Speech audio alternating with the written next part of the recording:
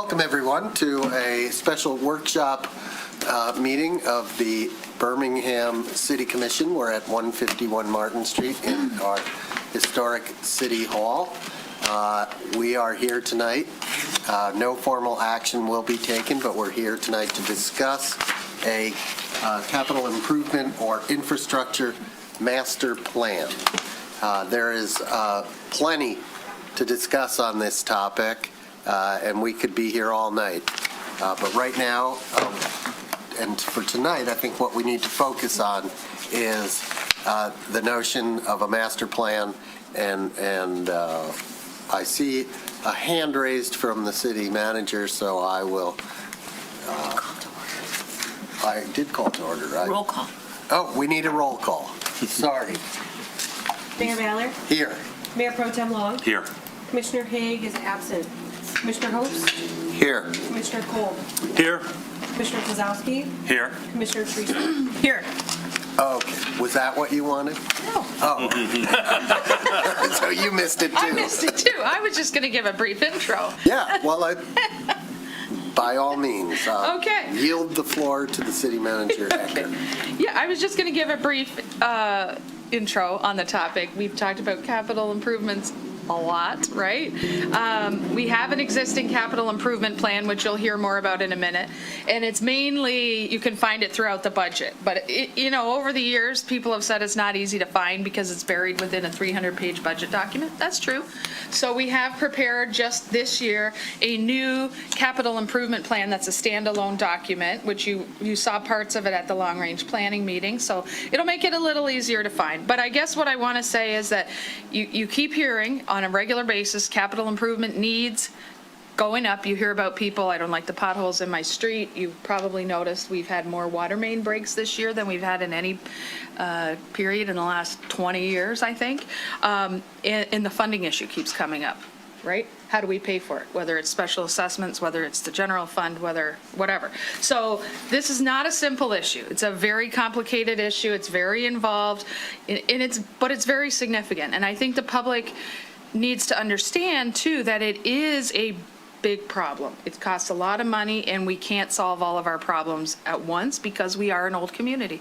We have aging infrastructure. A lot of our water and sewer lines are coming up on 100 years old. I think Melissa will have some facts for you on that. We're also a built-out community, so we have to rip everything up that's already there to get underneath.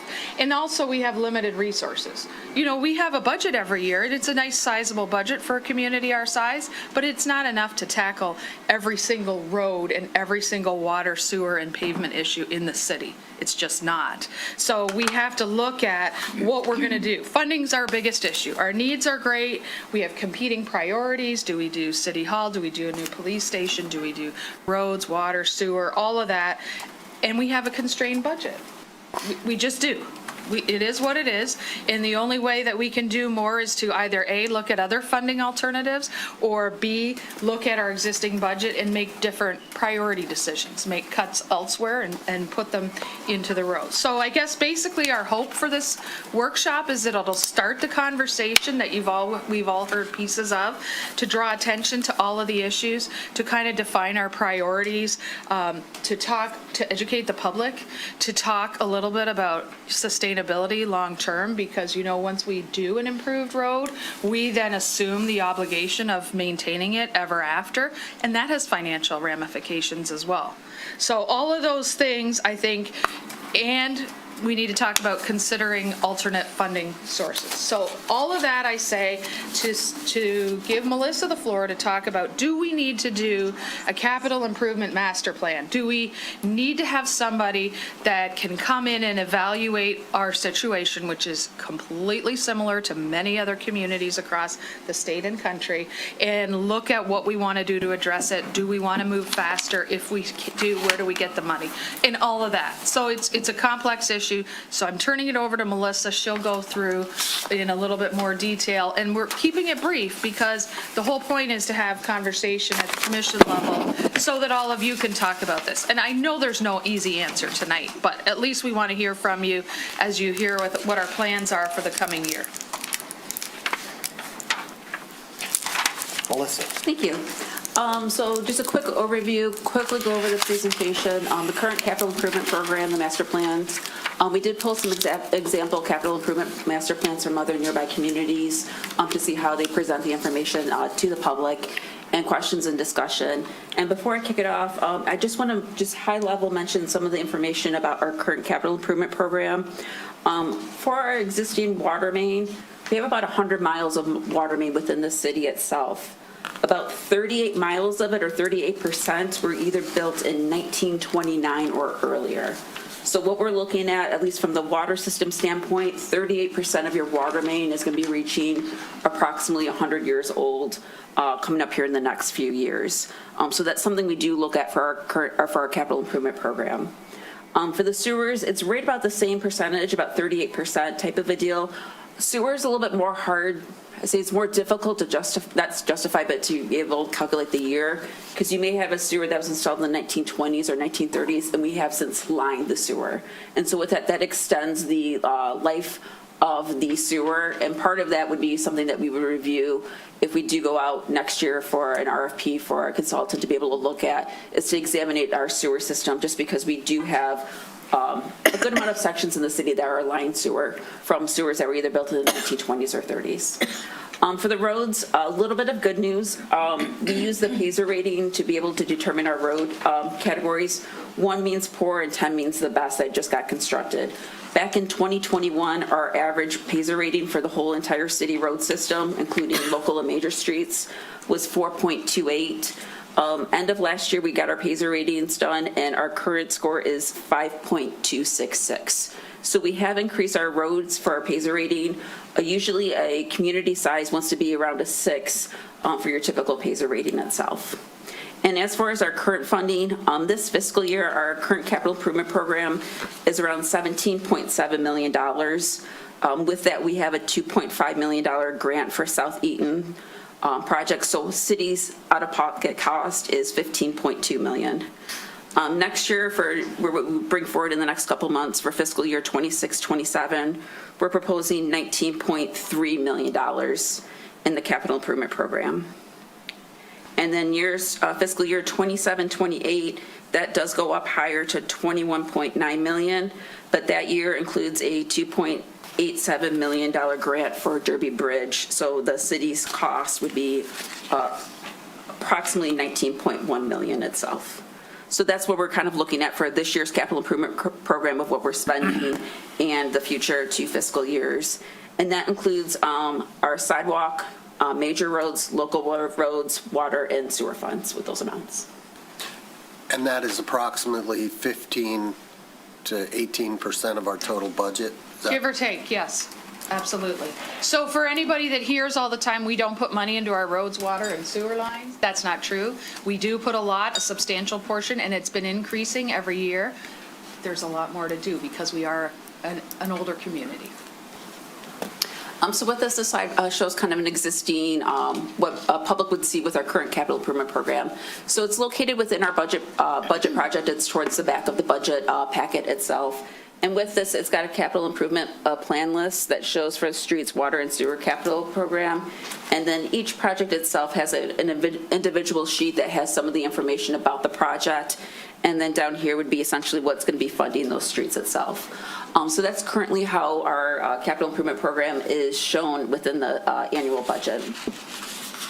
And then so at long range planning earlier on this year, Commission discussed hiring a consultant to create a new capital improvement master plan, and then to be able to also review the city's funding model and selection process for the projects. Engineering department is requesting $200,000 in next year's budget for this. So with this for tonight's meeting, we did bring up examples from other communities nearby. Farmington Hills has this as their example, took one section out of it. It's a PDF of it, and this is showing the water system. So it'll have a summary of the information for what type of projects they are, and then the following sheet would be essentially a summary sheet of where the location is of that. And I do have this pulled up on the screen here. For them, it's a standalone plan, but it also includes other major departments. So public facilities, police, technology, parks and rec, equipment, etc. So for them, their capital improvement program for infrastructure is embedded for everything that they do capital improvement capital improvements for the city itself.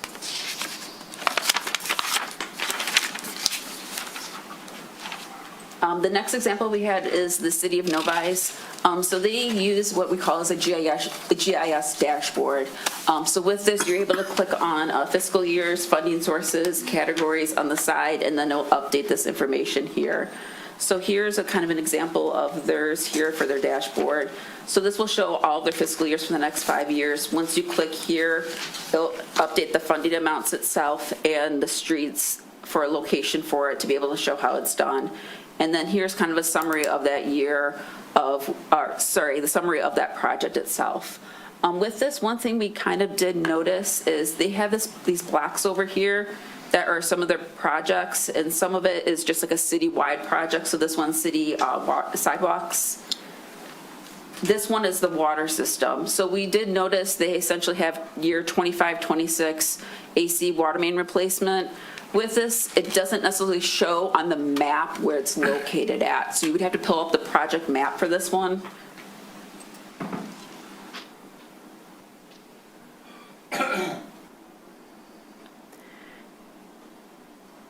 And then at the end, it showed the breakdown of this. So one thing we did notice about that one, say hypothetically you lived at 123 Main Street, went to go click on that on the GIS dashboard, it may not show up that you have a water main improvement. You would need to go to the individual maps of that. So that's one thing we did notice about that. If you're grouping projects together, to either make sure you have those streets labeled in GIS so you can click on it, to be able to make sure that the public is aware that there's an upcoming project on a certain road if you click on the GIS map.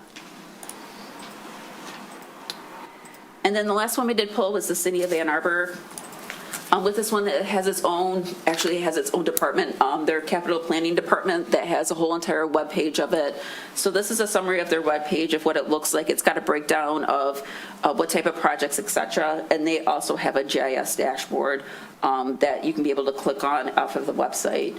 So here's kind of a summary of their information. It divides it by types of projects itself and information about that, including the funding for it. And then once you click on their interactive mapping tool, it will open up this one here. So they do have a similar thing of like if you're doing a citywide project, like local street resurfacing, it will just list it here type of a deal. But for like their water mains and everything else, they do have each individual essentially street labeled with it. So once you click on that one, you can then see that it's going to be a 60-inch water main upgrade type of a deal. So this one does have City of Ann Arbor did break down their projects a little bit more. So if you did click on the map, you would get a better idea of the projects itself. And then, so some of the discussion that city staff was having is what parts of the infrastructure scoring currently works well, what changes would you like to see made with the process? How should the capital CIP plan be presented? Do you prefer a dashboard that's in GIS that's more interactive if someone clicks on their location or a report? And then also too, something to be able to discuss is how should this be revisited in the future? How many years should the plan include? How often does it need to get update? And then also to essentially the ongoing maintenance of it too. And then also too, since we've had a few other questions that came in today. And this is a new slide here with additional questions. Can we improve how we plan and manage infrastructure upgrades? Should we hire a consultant to help us expand upon our existing capital improvement plans? What elements of infrastructure beyond streets, sewer, water mains should be included? And then do we want the consultant to be able to help us understand the magnitude that we face, evaluate how we currently pay for maintenance and improvements and suggest alternative funding, develop financial modeling, help us enhance our system for priority improvements, and address the process to facilitate better resident engagement? And with that, any questions about the presentation, I can answer at any time. Thank you, thank you, thank you. You had your hand. Yeah, I just wanted to add one thing, and that is you saw that Melissa put in there that there is a budget request for $200,000. That is an estimate of what we think it could cost, and that's, of course, subject to the city commission's approval. It's in the draft budget, which you'll be hearing about on April 25th. And so, we certainly open to any comments at this time, but certainly it's subject to your approval before it gets finalized. Okay. I'd like to open it up with a quick question, and then if you could go back to the slide that showed Ann Arbor's dashboard. Yeah, 406, that's one. So, keeping it at a high level, they have 461 projects for $1.6 billion. What is that, what is it? Do you know what that, is that everything they plan to do in the next 5 years, 10 years, 20 years? Yeah, let me go to... What is that? So their total of the 461 projects shown right here, and approximately the $1.6 billion here, is these subcategories right here. So they've got active transportation, airport, because they do have a city airport, city-owned buildings, other infrastructure, parking facilities, parks and recreation, their sanitary sewer system, solid looks like waste, everything. stormwater, streets and bridges, and their water main system. So it looks like everything. And It's not just, It's 5 years, though. 5 years? It says fiscal year 2026 to 2031 is what it says on the website. And so the city of Nam, is this aspirational, or do they actually have the funding to do $1.6 billion in improvements in the next 5 years? That's I don't expect aspirational. anybody to know No, the I think answer it's to that. aspirational because they do their budgeting similar to how we do, where we do a multi-year budget, but the only one you're really approving is the following year. And they would apply for grants every year as well. So when we talk about getting a grasp of the magnitude of what we face, that looks like what they've done there, right? They've identified, at whatever point they did this project, this plan, 461 different projects that are going to cost $1.6 billion. Whether they actually do them or not, we don't know. How they prioritize them, we don't necessarily know. That would be something for us. But, okay, thank you. You could go back to that last slide if you'd like. And Commissioner Host, you've been waiting a long time for this Thank you. workshop. Years. Thank you. Melissa, you started out by saying we have 100 miles of water lines, and I believe you said sewer lines were about 100 miles.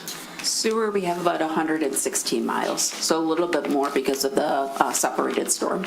The similarity was in the percentage that is at or over 100 years old, 38%. 38%. And then you mentioned the liners. I'm told that the liners are guaranteed for 50 years. Is that quite a cost reduction from actual new lines being put down in the ground? Yeah, so when you line a sewer, you are going in between two manholes for the equipment and lining the sewer itself. With that, it does extend the life about approximately 50 years when the liner gets installed. With that, it's you're not tearing up the road beforehand, so there does reduce the cost of removing and replacing the road up above if you were doing an open cut excavation for it. What you do have to look for lining sewers, though, is make sure the sewer is in acceptable condition to accept the liner. So a lot of times if we see a joint offset, so if a pipe's coming here and it's offset extremely bad or a lot of cracking, it may not be a good candidate for a liner, and it may be recommend to be able to remove and replace and open cut the sewer for replacement. Okay, so out of the 38% or maybe 50%, what would your guess be could accommodate a liner to your knowledge or not? So with this, we know the percentage of what got installed. What we need to study more is how many of the liners have been installed and what age was the original sewer. We don't necessarily have that studied type of a deal, so I would have to bring that information forward. That's only, those are my questions only for Melissa. Okay. Do you want to address any of the questions that are on the slide? Sure.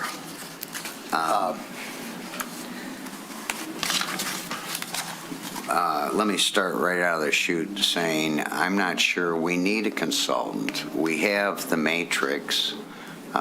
We should just extend them out 10 years. And of course, that would be subject to water main breaks or other issues. But Melissa, have you thought about having multiple contracts with the same contractor so that we keep them in an area longer as well as gain more efficiencies? So usually, we bid out a project for that construction season. The problem you run into if we, hypothetically, I'm just throwing out something, if we want to bid out a project for a phase 2 for next year, sometimes the contractors might not be willing to extend their pricing that much for the following year because they may not know what they're going to be charged by their subcontractors for increase of cost of supplies. They may not know what gas prices are going to be next year, so how much it's going to cost to run their equipment. So the problem we're into is doing a multi-year contract award is contractors may not know what their supplies or potentially equipment costs are going to be for next year if we went to go bid at this time. Usually if you bid in the fall for the following year or winter for the following year, you're good. But if we wanted to say bid something to be constructed in 2027, it might be hard for contractors to be able to narrow down their pricing for that time. Well, on the statewide mitten, aren't most of the contracts for 2 years? It depends on what the project is for. Sometimes for crack sealing, they might extend it for 2 years. Usually what you're running into is for, if you're doing underground utilities, most people it's just for that project area that's going to be constructed that year.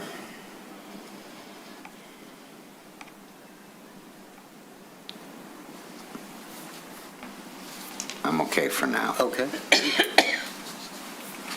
Yes?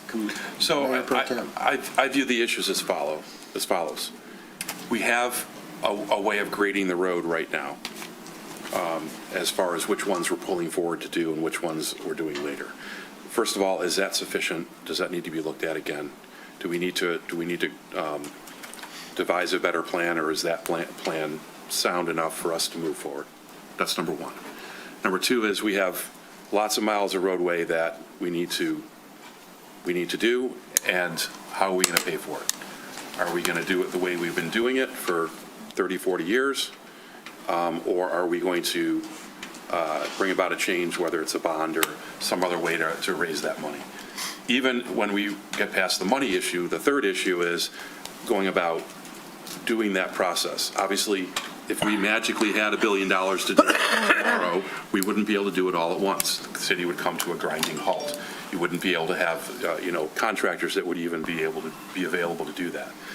And then the final issue is costs. Is there a way for us to work with a contractor or a group of contractors where they will hold the line as to cost from year to year? Maybe we can get a 2-year or a 3-year guarantee from them. As we saw on the last 2 roads that we did, it was a vastly different cost for Arlington and Shirley than it was for Wimbledon.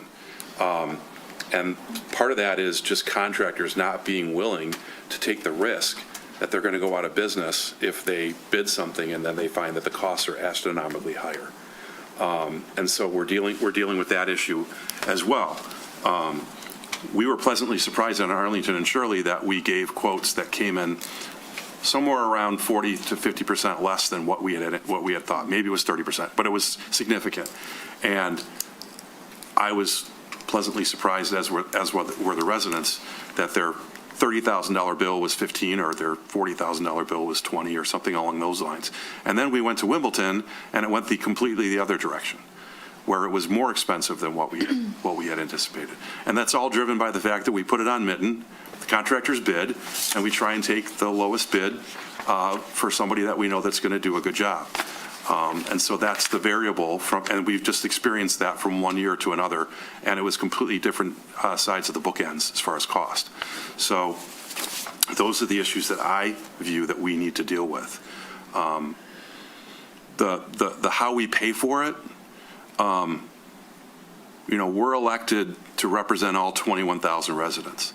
And we have residents that fall into a couple different buckets, right? We have residents that have already paid for their streets and, paid their fair share that we represent. And then we have other residents who haven't yet, but are going to be, that are facing significantly higher costs than, say, somebody that paid 10 years ago or even 5 years ago. Depending on which bucket you fall into, you, as a resident, you may have a different opinion about how the city goes about doing this, whether it's keeping it the way we have been doing it or doing a bond, because the people who have already paid for it are going to pay twice. They're going to pay, they paid for their own street, and then they're going to pay for somebody else's street. Again, it spreads it out, which is good. And again, that resident complaining that they paid 5, 10 years ago for their street, and why should they have to pay on a bond for somebody else's street, paid significantly less, I would hazard to guess, just because of the costs are increasing. We've seen that from year to year.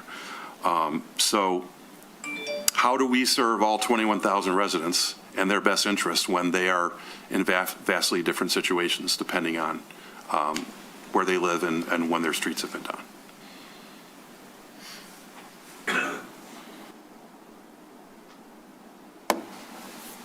It's a workshop. I think that the PASER ratings are fine.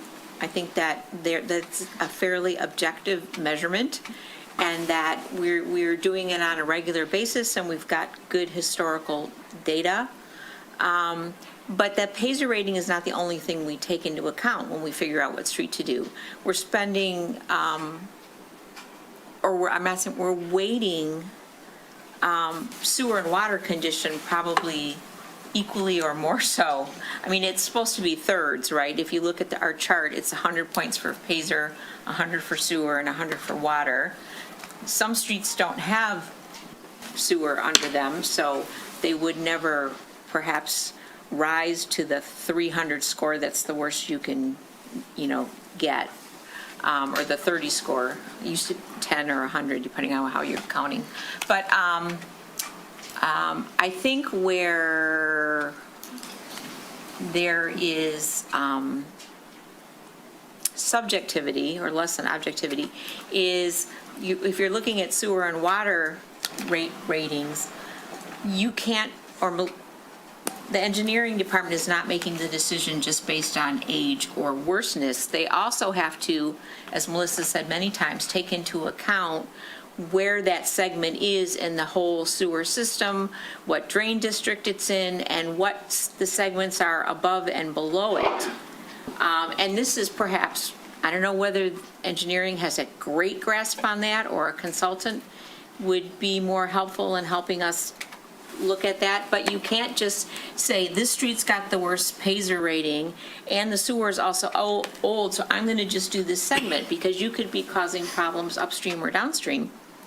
So it seems to me that when the projects that we're getting lately, or the reason that we picked Wimbledon and then we're going to Abbey, is Melissa gave very succinct explanation of how the sewers worked in that area and which segments they need to do in what order. And the segments we need to do in what order is not in the rubric that we're using right now.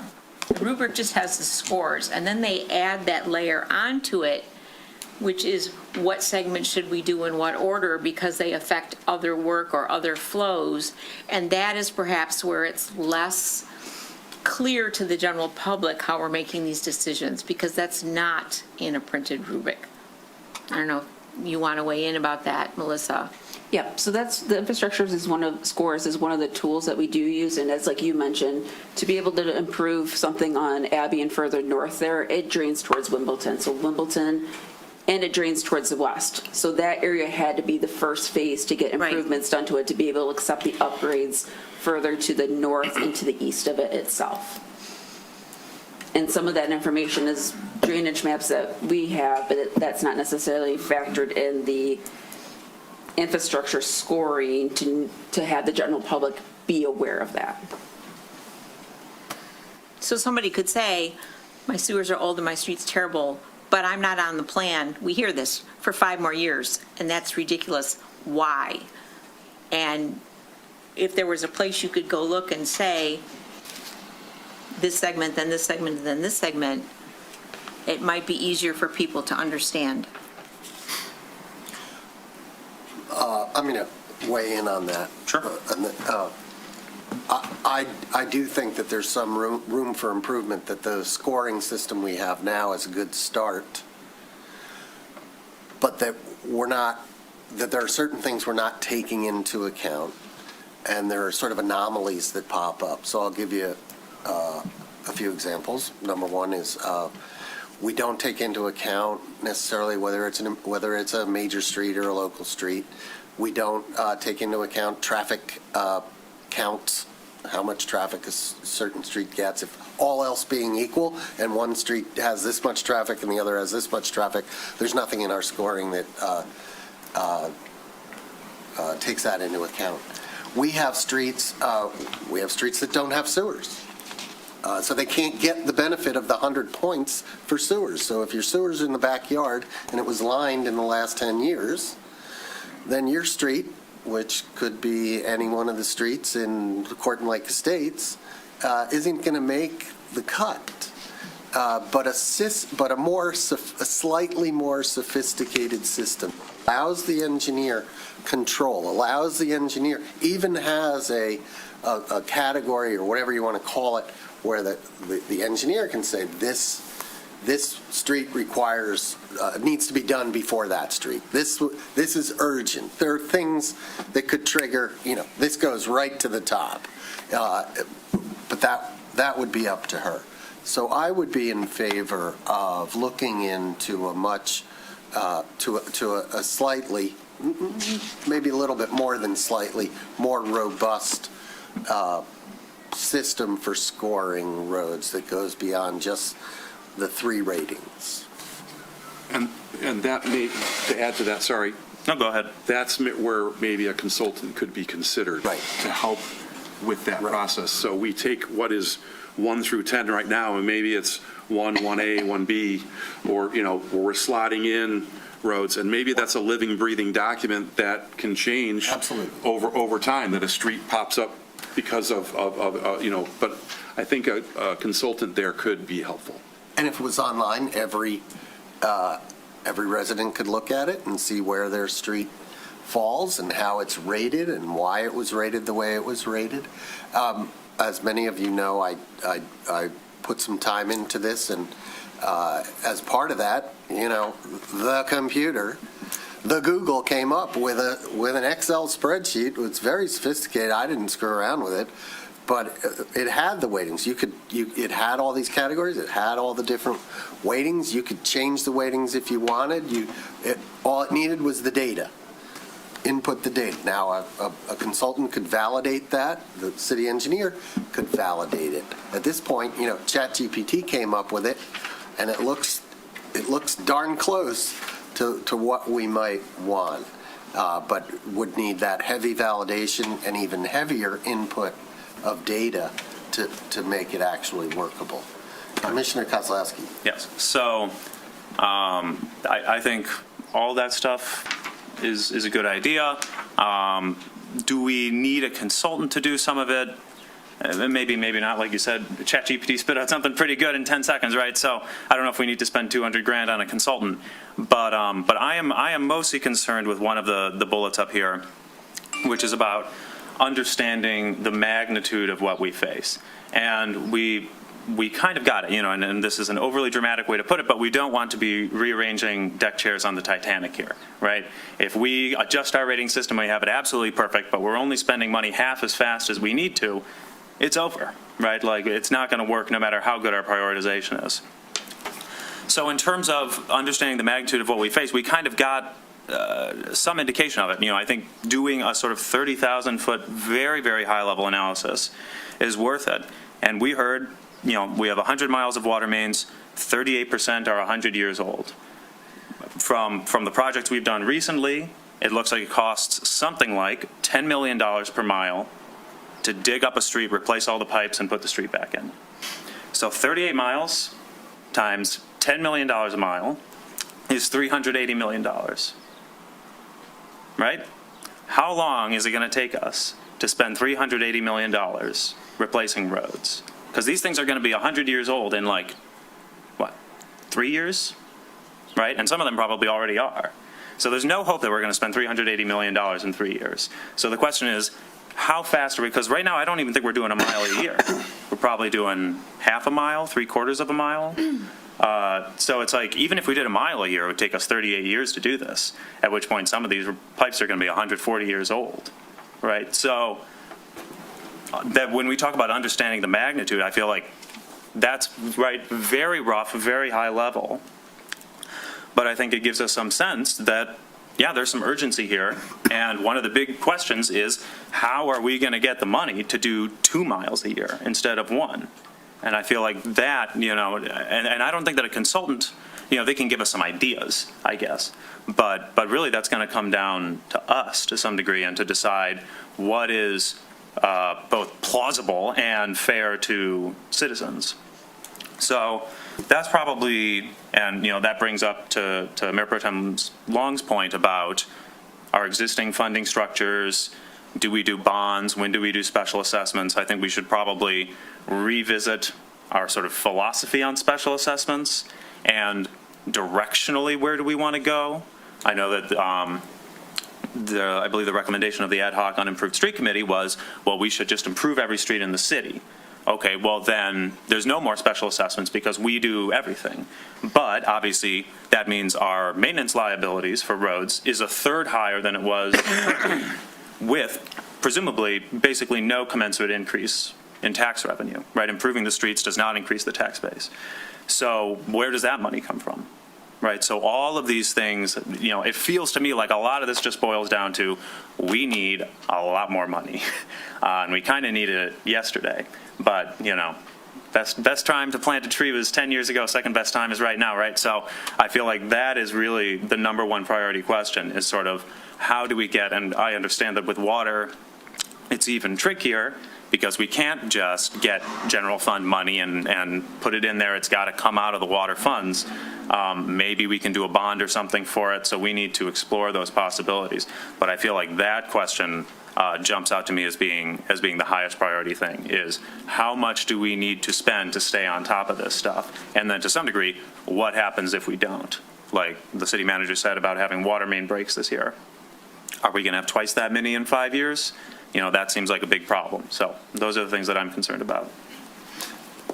And just to respond quickly to the question of the magnitude, that's important for all of us to understand, especially us as policymakers. But if we're going to go ask for money, the people we're asking better be educated about what we face. They've got to know that we've got a problem, because right now, all they know is they drive on bumpy streets. They don't know that a 4 or 5 inch water main is now only 2 inches. And they don't know that half the bumps are caused by double the number of water main breaks this winter, because we had to dig up the road to fix the water main break. Right? Mm-hmm. Right. I just want to say, when we look at capital, we're looking at the same pool of capital to do everything. Roads and sewers and water may be the most important priority right now, but that includes software, includes improvements to the city buildings, includes the police department. Includes parks. Parks, all that stuff. So I think while this may be the most pressing and urgent issue to address, and probably the biggest single financial requirement, we can't look at that in the absence of everything else, because if you spend it all there, then we're going to be in the hole here, and then it's just a game of ping pong, and you never catch up. That's what the appeal of the Ann Arbor plan, that has everything in it. Together. It'd be very interesting to know what they're doing, like how they're, there still might be rearranging deck chairs or move, whatever you said about when they decide what to do. It's still a challenge. Well, all I can tell you is they're not spending $320 million every year. for the next 5 years. That's what 1.6 is divided. So they're not spending $320 million unless they've got some way of doing their tax base and collecting money better than we know how to do, so. Unless the university's funding a big part of it. Could be, maybe they are. Mr. Mayor, on track with this, Melissa, do you think we could do a 10-year plan that would be similar to what Ann Arbor has done? And if not, who did the Ann Arbor plan? So with a 10-year capital improvement program, it could be done. Concern that probably a few departments may have would be years 5 to 10. Stuff can get moved around and shift. That's the only concern, is knowing that it's a working document after a certain time frame. Because what may come up is Department of Public Services might have 5 water main breaks in 2 years on a segment of water main. That was going to be year 9 and gets moved up to year, hypothetically, 6 or 5 type of a deal, because that has brought up the pressing part. We could program out to 10 years, but knowing it's a caveat that things may get shifted, adjusted, move around of conditions that occur year by year by year that may affect moving something up or down. And also part of that too is that stuff does shift around in general when we apply for grants. That's what happened with Derby Bridge, is we were planning on doing it in year 27, but now we're doing it in 28 since we did get a grant from the state that causes us to shift projects around. So it would be a communication standpoint of understanding that this would be kind of our goal for 10 years, but some of it may shift around due to stuff that occurs, and also funding situations too. Hypothetically, if something happens and we have to reduce funding for our water, sewer, and street funds, then that's also going to be a factor too. So to Hold on. Part of that question was, do you think Ann Arbor Engineering did that? And if so, don't you think you have the wherewithal within your department? So, City of Ann Arbor, their capital department is 11 full-time people. So they've got multiple people working on that, looking at their budget and looking at their staffing. A couple of it's from engineering department, a few of it's from Department of Public Services, some of it's part of building maintenance itself. So with Ann Arbor, they have about 11 full-time people that handles all of that work shown on their GIS dashboard. With this right now for water and sewers and streets and roads, that's just the engineering department here at the City of Birmingham. So with that, we could do some of the coordination, but a lot of the detail done with that, we would need help on with the engineering department with our current staffing. You were. Yeah, I was just going to say, just to reframe Commissioner Host's question slightly differently, instead of a 10-year plan, what about just an inventory? Well, that's what. I'm not sure that. You said somewhere in there it said that was Ann Arbor's 5-year plan, but there's clearly, I doubt there's any way they're going to come up with that much money to do that within 5 years. And that's what that is then. It's an inventory. It's a wish list. Of the top priorities. Right. Pretty much. Right. Pretty much. Which is, and that. Which is I think what to your we point- have on a 3 to 5 year basis, but it's not as easy to follow for the general public. Well, and it also doesn't include adjustments to the rubric that the mayor was talking about. Right. Nor does it include, people are going to stand up and say, why are you spending this money over there when you should have spent it over here? We might even do that tonight.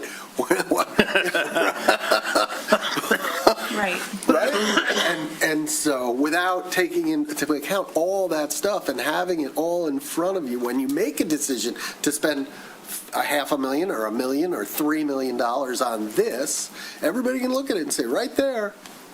Yeah, and again, and the other thing is, first of all, I don't think the engineering department has the bandwidth to do this. They are stretched way thin already, just getting projects designed, bid, implemented, inspected. They don't have the huge administrative back staff that just stays in the office to work on this kind of thing. They don't. But I also think that we have to have a robust discussion about how we as a city pay for these things, because we've heard for the last several years that the amount of money in the sewer and water funds, which is not a lot, is rate limiting for how much work we can accomplish. As we moved away from supporting sewer and water improvements with the general taxes, which we and every other communities had to do because we all got sued, and it is based on user fees, this is not a large-sized community with a lot of ratepayers that are going to generate the user fees that are going to pay for the scale of improvements that need to be made. I mean, the city of Detroit spends $100 million a year replacing sewer and water pipes.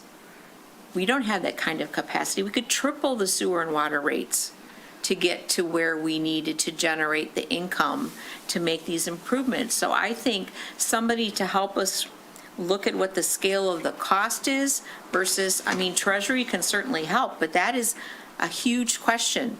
What would it take to move to 2 miles a year? How much more money would we have to have in the sewer and water fund for ratepayers to pay for those costs? And what would it do to the sewer and water rates? Because it would greatly burden many, seniors and so forth in this community who couldn't afford to pay those rates. So are there other ways that we can pay for the sewer and water improvements? Those are more problematic from a cash flow point of view than the road surface is, because the road surface has some taxpayer contribution. We can argue about how much or whether we should do it, but at this point it does. There's more money available for the surface than there is for the infrastructure underground. And we're already asking people to pay for their own laterals for sewer and water. So we're just talking about there is not enough money in the sewer and water fund to do what we need to do at the scale that we need to do it or the speed that we need to do it. And so that is a fundamental question that we need to address, and it may be that a consultant could help us look at that along with the other things. I mean, it's not just the consultant you make this nice website for us to look at. It's the fundamental underpinnings that we need to look at. And we have not, as they said, talked about, we don't have IT and parks in there. We don't have buildings in there. And those are hard to say. You could say, well, we need a new police station. Let's put it in the plan. What number do you put on that? Is that a renovation? Is that a new building someplace else? I mean, we have to be really careful because it's, garbage in, garbage out.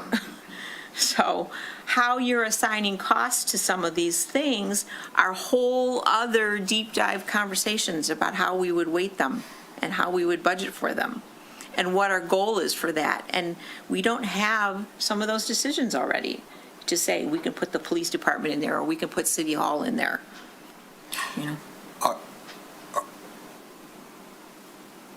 Are we, let me ask this question, are we modeling tax revenue out based on what we've done? I think we do. Yes, we do.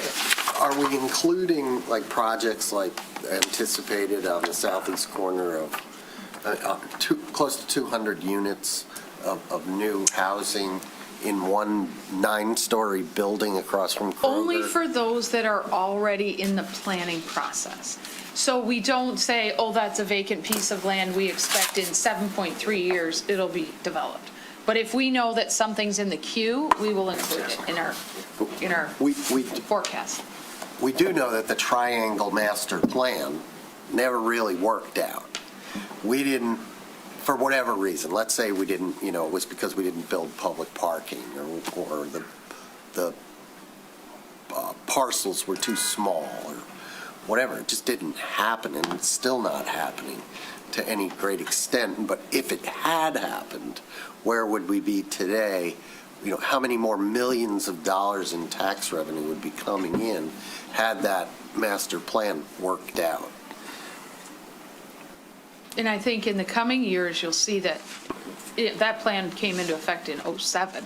And Right. nothing happened, Right. as you know, with the downturn for the first few years, and it's only in recent years we're starting to see some development. So we will start to see some taxable But values. I think we've been talking a lot about what it's going to cost us, but we haven't been talking about how we can generate new revenue.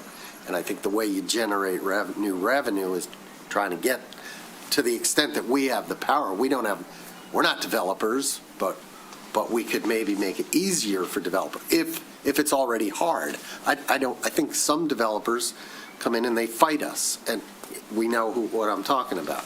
Others come in, they seem to do what they need to do, and things work out. So that was off of a conversation. I have to credit Commissioner Kozlowski with that, if you'd like to say more. Sure. I mean, I absolutely agree that I feel like the Triangle District is potentially a huge revenue unlock for us if we can make something happen there. But obviously, as you mentioned, there's issues with parking, there's issues with parcel size and difficulty combining things there. But yeah, having multiple vacant lots, both in and near the Triangle District, which could be, buildings generating, $500,000 in revenue for the city, is heartbreaking when you think about this stuff. But I think that Commissioner Long's point is also extremely important here, which is if one of our main concerns here is with water infrastructure, then I think, and this might be a question for the city attorney, and not to put you on the spot, but my understanding of the lawsuit was that the issue was not so much that tax money could not be used to fund water infrastructure, but that there had been no vote to approve the use of tax revenue for water infrastructure. Does that seem plausible? I can't answer that. All right, because I think that would be important for us, because if we are considering, we're considering putting a millage to voters for roads, could we put one for water? And if they explicitly approve a millage for replacing water infrastructure, does that pass the legal test? Was the issue that we were doing this without voter approval in the past, and that's why we got sued? Or is there some overarching law that says, no, you can never use property tax revenue for sewer and water infrastructure? I thought the whole issue was about tying sewerage costs to water. I believe that that's more And accurate, but there could have they been wanted to dicta. split it. And there was a Right. single attorney who was going around. Yes. He hit every He community. hit everybody, Yeah. but it was because we were charging sewerage rates as directly proportional to water It was how the usage. rate structure was Right. structured. And that's when we split it off. All of a sudden, we had two different rates because we have two different drainages, right? Some sewerage goes east, some goes west. But I think But- the opinion may be important because there may be dicta in the opinion that's answering those questions. Yeah, 'cause So that's what I'm I will need interested to in, pull that out because- and read the entire opinion. Which is challenging because most of the communities, including Birmingham, entered a consent agreement and a consent judgment. There were communities that did go all the way through and most failed. So it would be important to read an opinion from one of the judges as to why. And I'll pull that out and make a report. And as a policy matter, we've decided to fund it from sewer and water rates so that money isn't necessarily, doesn't count against our Headley limit, right? The more we can shift to rates, the wider the gap. Sure. But my thought was, if we're going to go to voters anyway, right? Because we're allowed to theoretically go up to 20 mils, right? With voter approval. Does that sound correct to the city It's manager? actually without- lower than that because of Headley. Because of the Headley rate. Yeah. Well, Headley, but you can, isn't a Headley override where you go to the voters and you say, okay, You can ask we've for a been Headley reducing. override. Yeah, so that's kind of what I'm saying, is if we're going to ask voters to go above the Headley maximum anyway, can we do it for water, is kind of my question. We seem pretty confident that we could do it to fund roads. And my question is, can we do it for pipes? Or is that somehow prohibited by the ruling on this lawsuit? So let me say this, that all these questions that we're asking are questions that will come up in the master planning process, I think. Do you agree? And we got time tonight, but we don't have that much time. And that is kind of the idea, that once we have a consultant on board, they come to us with policy choices. We go to them and say, this is what we want to do or we don't want to do. They come to us and say, this is what you can or you can't do, or these are your options. Yes, Yeah. Mayor Pro Tem. I'm not advocating or in favor of spending $200,000 on a consultant or what have you. I'd rather spend that on a roadway. But I am in favor of, because I think it's something that can be done fairly inexpensively with a consultant. ChatGPT can give them, 70% there, and they can go from there, it sounds like. But I am in favor of having a consultant look at this, not only to help because we don't have the bandwidth within our engineering department to do that, but it also gives an outside eye and opinion on somebody that does this on a regular basis that can also help the citizens of Birmingham feel confident that we are doing this as transparent as possible and as economical as possible, and as logical as possible, and not just doing that from within where everybody's going to question why you're doing what you're doing. So there is some value there, but I think that we have to take a look at what that cost is going to be and have a gut check of whether that's worthwhile to do from a cost-benefit analysis. But I do think that we would benefit from getting a consultant to help us. And the last thing I'll put is, we've got to do something substantial, because if we don't, as Commissioner Kozlowski pointed out, we're going to be going right back to the roads that we've done already. If we got 38 years, let's say we go to 2 miles a year. Now we're at 20 years. We do it in 20 years. In 20 years, we're going to have whatever systems we have now 20 years older, and they're 80 or 75. They're going to be approaching 100. It's just going to be a circle. We are never, let's all be very clear, we are never going to catch up unless we win the lottery. We're never going to catch up unless we have a significant increase in tax base. But what we need to do is take giant bites out of it so that we get as close as possible. And do so in whatever way we can to pay for it, whether that's a bond, whether that's continuing the way we're doing things. Those are all good questions, and I'm in favor of considering any and all of them. Okay, I see at least 4 members of the public here. If you, are you guys intending to comment? I want to give you plenty of time to comment. If all 4 of you are going to comment, maybe we should take public comment. Is that fair enough? Yep. If you want to comment, come on up. And we know your name, but for the record.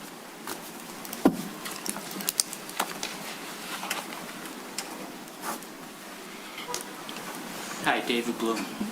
Mr. Mayor, I have several comments and questions. Would you like me to take them one at a time, or would you like me to just get them all out there? I think you can do one at a time. I mean, Okay. So let's see what. One of the things that I did not hear tonight was a discussion about improved roads and unimproved roads. And we have sewers that the city owns under everything, but we have improved and unimproved. And then I think you specifically talked about Court and Lake, which is, as far as I know, still all or mostly unimproved. So unimproved roads, the residents are responsible for the Cape Seal and fixing those. And I think there's even something in the packet in your next meeting for that tonight, if I recall. And I know it's counterintuitive, and the city has gone during COVID of a policy of trying to improve more roads. As the city, first of all, as the city improves more roads, or more roads get improved, those roads then go on the payroll, go on the city's books for maintenance, which increases our costs. So if we're looking at trying to keep our costs down, and this is counterintuitive, maybe we don't want to improve all of those roads. That still leaves the sewer issue, okay? But one thing I think would be helpful in making the matrices that you're talking about for tracking things is to have two columns, one for improved road and one an unimproved road, and look at what's needed for the sewers for the unimproved versus the improved. And I think that might help guide what happens and how it happens. In terms of bonds, there was a discussion tonight about if the city issues bonds and everybody pays for it, and then some people that already have, or most people in improved road, are paying twice for the person that doesn't have an approved road. I don't know the legality of this. Bond councils probably do, but there is something called a revenue bond. And the question is, can the city issue a revenue bond for streets that are... I'll just stop you right Yeah. there. Revenue bonds are paid out through revenue. We don't have any revenue Well, on the revenue streets. could be taxes. In other words, like an assessed tax. That would just be a bond. But It could what I'm saying- possibly, you could tie a revenue bond to sewer and water rates, To tolls. to tolls. To tolls. Well, we're not going to do tolls, but it might be tied to sewer and water rates, I don't know. But the goal would be to have some expert assistance in considering all of our options for funding. But if you did a bond for unimproved roads, just for unimproved roads, and be able to tie that to the properties on that road, then those would be the ones that are paying off the bond and assessed, where the people that are on improved roads that have already paid wouldn't have to pay. I don't know That's if there's- essentially what we're doing now, except we're funding it. Well, the difference is this, and that when the city does something and then provides an assessment and paying over 10 years, based on what I saw in the past, the city's interest rate is kind of high. And if you're using a bond and it's a municipal bond, you have access to a lower interest rate. And everybody that lives here, lives in the city, wants and desires to have somebody else pay for their stuff. And one of the things that I learned from Mr. Marcus was when we were dealing with the Citizen Sewer Committee is if you can lower the cost enough for everybody, it becomes less of an issue. And so if you can have access to municipal bonds at a lower interest rate, the residents are going to be paying less. And then we're getting the cost down and we're helping everybody out. And that's where I think it's worth exploring to reduce the cost. And then I think we ought to have a map on again, improved and unimproved, just going back to what I said before, and kind of decide whether our policy of pushing for improving those roads without the residents asking for it and paying for it is something that we want to do. I think that should be revisited. And I You'd also... find agreement on Yeah, on and I some also of that. think that trying, if it's possible, and I don't know the legalities of doing this, to have a ballot issue for issuing bonds, and then the city can go out, hopefully, and send out bids, and then if those bids are accepted, the city could issue the bonds or part of the bonds for that, and that would lower the cost. And the other question I have is, because it was discussed in terms of going out for longer term than 1 year for costs, maybe it's possible to issue RFPs with flexible costs, where the contractor says they're going to provide 5% or quote 3% for their fees. And then if they're using subcontracted materials, there's some flexibility allowed in that. And I don't know if that's possible or not, but maybe that would allow you to get quotes that could last longer than 1 year. Like, Getting are you bigger suggesting like a areas. cost plus, or? Yes. How you might hire a contractor, time and materials? Is there such a thing in municipal, in the world of municipalities? Well, I think it's probably fair to say that that's what kind of contractors kind of build into the price in the first place. Right? Well, but what he's saying is if you went over time, next year, she said they're not going to do it 2 years. They don't like to do know. it, but they'll build it in. If they wanted to do it, if they think the increase is going to be 5%, they might build in 10%, just to make sure they're not wrong. Yeah, but if you're talking about time and materials, so they make a finite amount, you're going to be competing with other neighboring communities that aren't doing that, and they're going to rather do the work for the other communities than they are for our community on a time and. Right.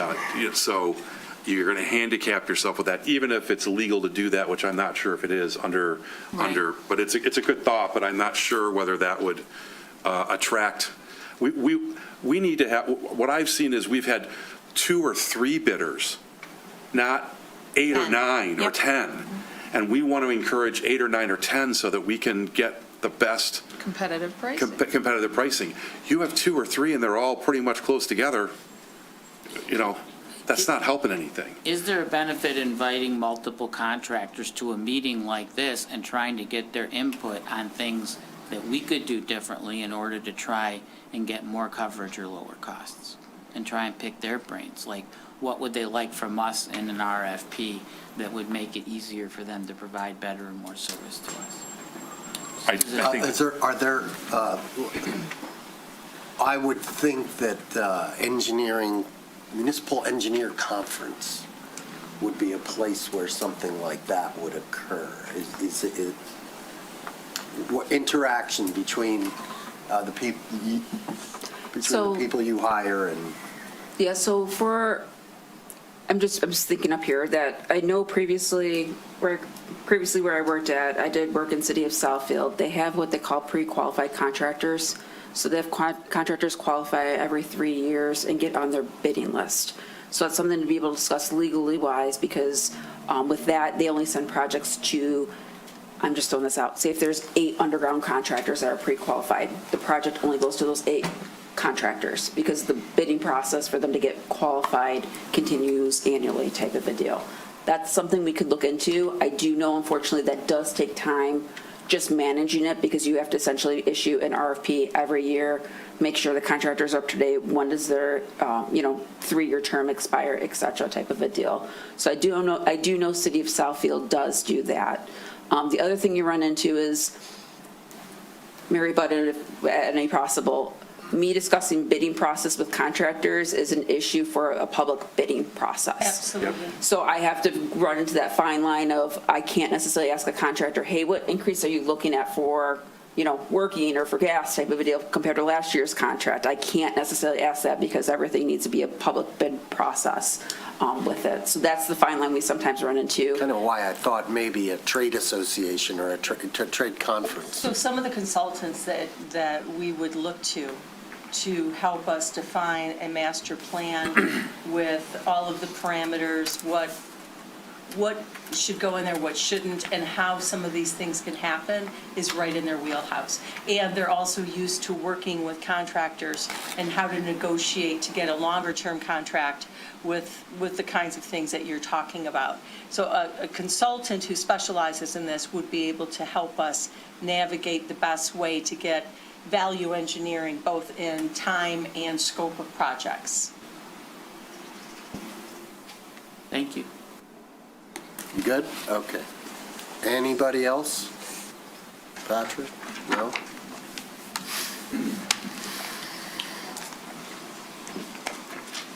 Hi. It sounds to me, Could you just? yeah, this is Paul Reagan, I live here in town.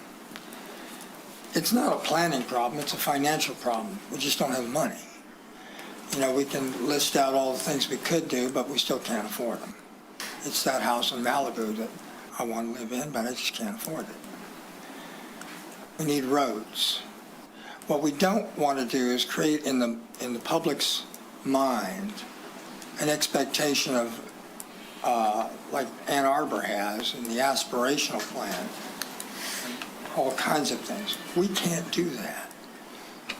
You know, we're also living in a time of the general mood of the public. We can't run tariffs in this town. Magic money. We're very, very limited in what we can do. Now, if we go to a bond, that's not going to be met well. That's a tax increase, and people are just not in the mood for it right now. What can we do, I guess, is the question we're asking. We don't have to swing for the fences. We just got to get a little bit better. Just a little bit better. So maybe it is multi-year contracting where the contract isn't $5 million, maybe it's $15 million. And there are those extensions or those leeways that David Bloom was talking about. Yeah, we can get better at contracting. And maybe we do need some people to assist us in how to do that. If we don't know how to do that, then maybe we hire some people to help us with that. You know, there's some pretty amazing people that can show us, they can show us how to do that. Maybe it's a trade association. But I would rather not say to the public, here are all these things that we might do, creating expectations that we just simply cannot meet. Thanks.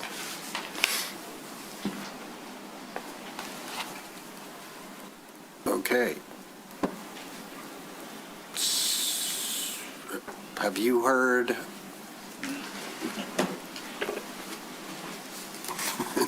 We can't make decisions, we can't call votes. Well, first of all, there's nobody online. No. So Okay, just to make thank sure you, that, thank for you. the public knows, there's nobody online that's raising their hand that wants to make a public Nobody comment. online, right. Yeah. If you're online and you would like to make a comment, please use the raise your hand function. Kay Barrett. I don't think she's on. All right. Oh, she is on. She is, yeah. So, What is the commission's appetite for considering a consultant and doing an RFP for one and seeing what that cost would be? Or, you know, I think it's important what the RFP says. There are certain things that we can do Yeah. ourselves, Yeah. and there are certain things we can only do if we have like an enormous amount of extra time, and there's some things we just flat out can't do. I think she's probably best at determining what we can and can't do, and what that RFP needs to say. Now, she could come back to us, we could say, how about you come back to us with just an outline, you don't have to do the whole thing, just an outline of what are the sorts of things that we really, really need help on. So one thing we didn't talk about at all tonight was resident engagement and even commission engagement in some of these projects. So, and the timelines that we work on with these projects, which I would say are not necessarily realistic, and the communication that results is chaotic, and nobody feels good about it. So it's very compressed. The design, last week or 2 weeks ago, we were asked to approve a design for the North Old Woodward, and as soon as, I'm sure you went back to your desk on Tuesday morning and sent out the bid. And that was it. But luckily, no residents showed up to complain, and there wasn't a special assessment involved, right? But especially when there's a special assessment involved, and we're designing at the table here, and we're like on a deadline because, geez, it's July or it's May, and we got to start working. We should have started working last month. We need to figure that out. Now, is that something we can do ourselves? Maybe, right? Maybe. Should the engineering department be doing functions that maybe are better suited to the communications department? Maybe we can do that without a consultant. Other things like detailed financial modeling about how an improvement of an unimproved street is going to affect our bottom line 10 years down the road, that we might need help with. So And tweaking the rubric. tweaking the rubric, maybe we can do that in-house, maybe not. Let's take a look at what ChatGPT came up with. And it's darn credible to me, as long as you get the data in there. And then collecting the data, is that something we can do? Can we do traffic studies on every street? We really do, I think, need to look at almost every street individually. There are streets in this town that are unimproved, and the residents who live on them do not want them improved. They like them just the way they are. And why would we ever consider improving those streets? We're not right now, although I don't know. We could be creating I don't even want to get into it. If we go and say, well, we're going to do Tottenham, you're going to get every person who lives on Tottenham coming to us and saying, we don't want curbs, we don't want gutters, just make our street the way it is now. So you come back to us with bullet points or whatever of what you think this RFP ought to cover, what we really need help with. Do we need A draft scope of work. Yes. Right. Does that sound right? But also include in there what the city is going to do. Right. Right, and then Yes. we have limited resources. Right, so I was going to say that I know that this commission, specific commissioners especially, push back enormously every time there's requests for more FTEs. But, it may be that the engineering department needs more support, especially if we want more elongated timelines and lead times, which I know you talk about frequently, that projects ought to be planned out much farther in advance. You have expressed several times the desire to see things before they are designed, to be able to give input before they are designed, and that is not the rhythm that they have now, and part of that is based on capacity. So a consultant, yes, maybe another internal person could do not an engineer, but a engineer who's a business process person like you would find in a giant company, or maybe we contract with, we already contract out for inspections. I think that city staff should come back to us with an idea. You know what we want. How would you approach it? That was well said, because I think there are a lot of other factors, and capacity is definitely one of them. And to your point, this is the only rhythm that we can do with the time and the money and the people that we have. Could we come up with a draft scope of work? Yes. Could we come up with needs and changes that are needed? Yes. You're going to be seeing some of those in the next couple of months. Good. Well, we have 15 minutes. Is there any other comment from the public? Comment from any others on the commission? Melissa, you good? Yes, I'm good. Okay, well, let's adjourn this, and we'll come back in 14 minutes. 12 minutes. Oh, 12 minutes.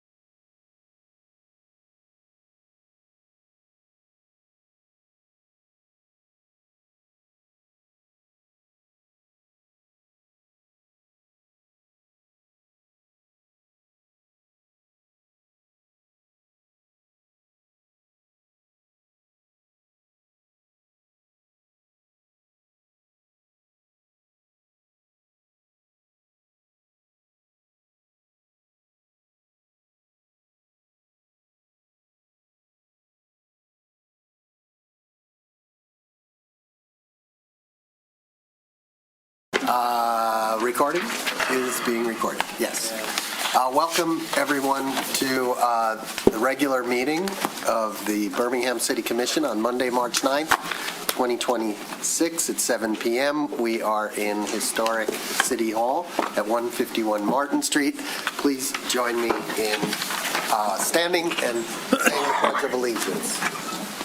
I pledge allegiance To the flag of the United States of America and to the republic for which it stands, one nation, under God, indivisible, with liberty and justice for all. Ms. Bingham. Mayor Aller, Here. Mayor Pro Tem Long, Here. Commissioner Haig is absent. Commissioner Host, Here. Commissioner Kolb, Here. Commissioner Kozowski, Here. Commissioner Teresa. Here. Thank you. We move to item 3, proclamations, congratulatory resolutions, awards, appointments, resignations, and confirmations, administration of oaths, introduction of guests, and announcements. We have an announcement that we're going to be making regularly for a while. The city welcomes members of the public to use our new public portal to view and work with the commission agendas and meeting packet materials. Makes it much easier to navigate through and isolate items of interest.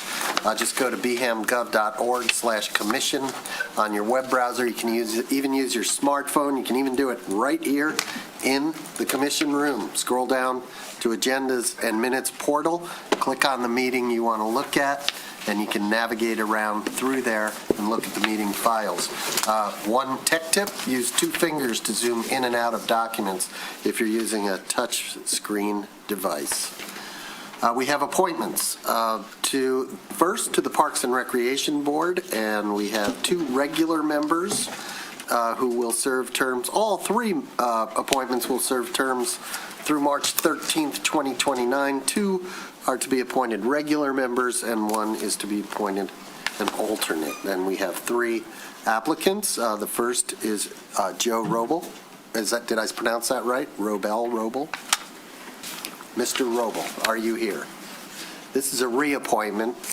He's not available Okay. tonight. Does anybody know if I pronounced his name right? Yes, it's Roble. Okay. We have Narlo Castellano. Narlo, come on up. Or down. Come on down. Hi. Hello.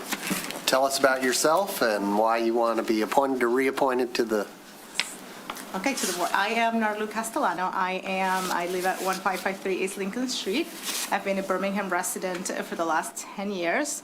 I'm a mother of a 6-year-old daughter, a heavy user of our parks and our beautiful city grounds. And I've been a member of the board, but not a permanent member for the last almost a year. I've enjoyed every single meeting that I've attended, and I've contributed to reviewing the parks, the plans that we have, interviewing vendors, and I've really enjoyed my contribution and the fact that I can be part of my community in a very meaningful way. So I would like to extend now my participation to make it a more temporary, a more permanent role, that I don't have to cover for somebody, but actually have a voice every single meeting. Okay, so you're applying for a regular member. Correct. Okay, and I have two or three questions for you. Sure. Are you done? I am. Okay. What is your daughter's favorite park? We really like the new West Lincoln Park because it's new and it has this swing that she doesn't need to be pushed. Some of these are for kids with disabilities, so she's been learning about, what about a child that uses a wheelchair and his mom has to lift him up, so growing that sensitivity, but that's her favorite. We went yesterday and there were 3 kids jumping on that. So my second question was going to be, what's your favorite park? But you said that was both, you both would like that That is, I one. can tell you what's my least favorite, but no, I'll go with. I like Cannon Park because it's the closest to my house, and I think it's the one with the most shade. So as a mom, when she was younger, I think it has the most things for younger kids, and it actually provides the most shade, so I can use it longer periods of time without being too concerned about applying and reapplying sunscreen. Anyone have any questions for Ms. Castellano? No. Okay, thank you. Sarah Kupchik? Sarah, are you here online? No. Now, Sarah she's a new applicant, correct? No, she's No, not. she's a current regular member who's reapplying. Oh, okay, all right.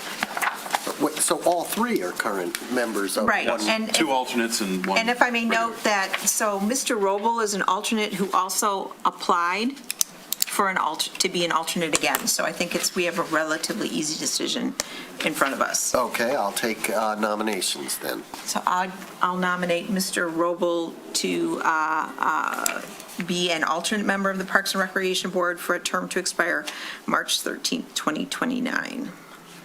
Okay, do we want to vote on that and then take the next one? Or do we take all three and then vote on all three? You can take them in order. Really answer the question. All those in favor? Aye. Aye. Opposed? None, 6-0. Next nomination, Commissioner Host. I'd Yes. like to have Naru Castellano as a regular member to the Parks and Rec Board to serve a 3-year term to expire March 13th, 2029. Excellent. All those in favor? Aye. Opposed? Good.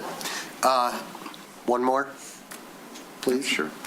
Anyone? Go ahead. Okay, I would like to move to appoint Sarah Kupchik as a regular member to the Parks and Recreation Board to serve a 3-year term to expire March 13th, 2029. All those in favor? Aye. Aye. Opposed? None, 6-0. Congratulations. Hang loose. We'll swear you in a moment. We have the Board of Zoning Appeals, and we have one applicant. I'm not even going to try, Victoria. Politicchio. Politicchio? Yeah, Is that it? very close. Politicchio. Good evening, I'm Victoria Politicchio. I live at 236 Pleasant Street. I've been an attorney for over 20 years, and I'm applying as an alternate member for the Board of Zoning Appeals, which, coincidentally, I was just actually in front of them asking for a variance. It was very interesting. I have a lot of background in the building business. My father's a builder who's built a lot here in Birmingham. I worked for him for several years. Currently, I'm in-house counsel for a construction company as well. We build manufactured modular housing. As far as why I'm applying, I have volunteered off and on for the city of Birmingham since, I wrote it down, I can't remember, I'm old now. Since 2013, I was committee member of the Principal Shopping District Maintenance Committee. And then in 22, I served 2 years at the Multimodal Transportation Board. Currently, I'm on a board for a labor and employment group for Alpha International. And I was appointed recently by the governor to the Michigan Manufactured Housing Commission, but it's still very important to me to volunteer for the city of Birmingham. I was looking for an opportunity where it wouldn't take too much time because I do travel a lot for work now as the only litigation manager for my company. So I'm always looking to give back, and I thought that with my legal background and my construction background would be very relevant to the board. Thank you. Any questions? No questions. Oh, yeah, I'm doing well, how are you? Okay, we know each other, but I just wanted to put out there that if any of these companies that you're familiar with, that you've worked for, that you'll have to disclose and not partake in any decisions. Of course. Just some people aren't aware of that when they come forward, so we'd just like to cover that. Thank you. I figured she was aware of that. Being an attorney. We got to put it on the record. We write it down, we gotta say all the things. Yep. I'll make a nomination. Sure. Okay. Ms. Politicchio? Chicchio. And I served on the multimodal board together, so I would be honored to make a motion to appoint Victoria Politicchio Politicchio. Yes. as an alternative member to the Board of Zoning Appeals to serve the remainder of a 3-year term to expire on February 18th, 2029. All those in favor? Aye. Opposed? None. Good. Thank you. Congratulations. And finally, the Martha Baldwin Park Board. We have a regular member to serve the remainder of a 4-year term ending May 1st, 2028, David Curvan. Mr. Curvan. Hi there. Good evening. Dave Curvan. I've been a Birmingham resident for a little bit over 30 years. Poppleton Park for the last 27, except for a couple of expat assignments in Italy and Japan. I just want to give back and thought this was a good way to start my journey of kind of giving back to the community. So. Okay. Martha Baldwin Park Board meets once every... I was told 3 years, so. Every 3 years. It's not very often. Your commitment here is admirable. It's a beginning. I'm dipping my toe. How's that? And he hung up the clock. He did hang up the clock. That was I think that's more than what the last board member did. So. Sorry. nomination. I'll nominate Mr. David Crevan to serve as a regular member of the Martha Baldwin Park Board for the remainder of a 4-year term to expire May 1st, 2028. All those in favor? Aye. Opposed? None. Okay.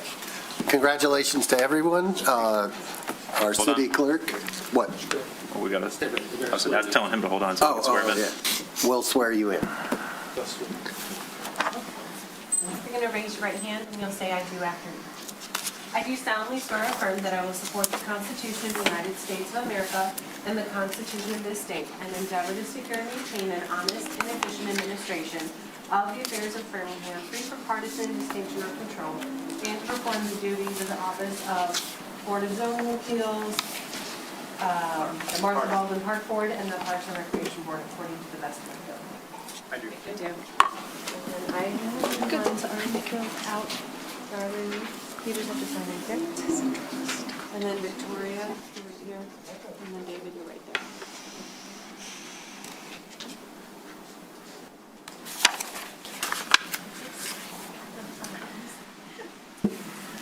Nice. I'll do the rest of it. Thank you.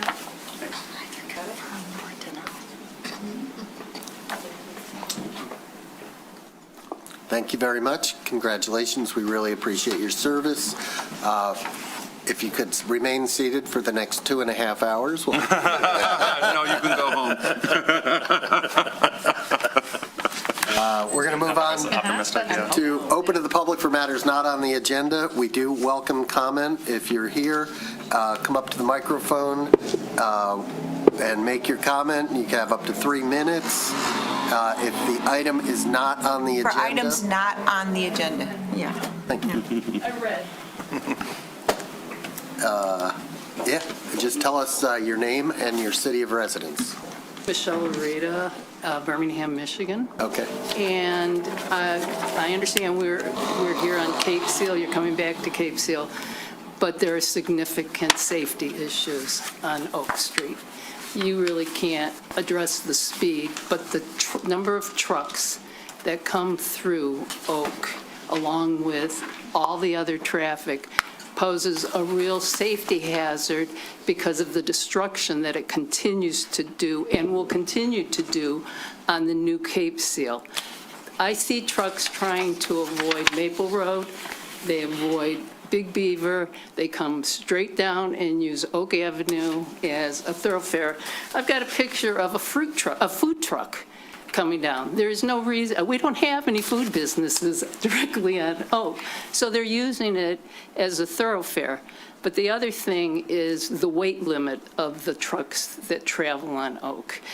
I don't know if there is I was told there's no enforcement of weight limits. But those trucks are doing devastating damage, which makes it very dangerous to drive because everybody's trying to avoid the potholes. And that Cape Seal's not going to withstand the excessive weight. So just hoping that you eventually put it on the agenda. Thank you. Okay, thank you. Is there anything there to address right now? Or, okay. Thank you. Any other comment? Online, use the raise your hand function. If you're in the room, come up to the microphone. Happy to hear you.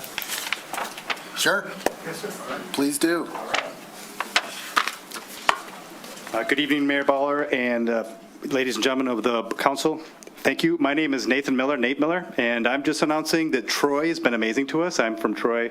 Just moved down there from Lapeer after 27 years in the Marine Corps and an aviator, and we're trying to establish a flight school at the Troy Airport. So the mission is to make a change through aviation, through our community, and make people better, businesses better, and impact the economy appropriately. So if you know someone who wants to fly airplanes or little kids who are excited to do it, we also have summer camps that are STEM-based that are right here at the airport. And we got professional locations, really nice, not your traditional flight school.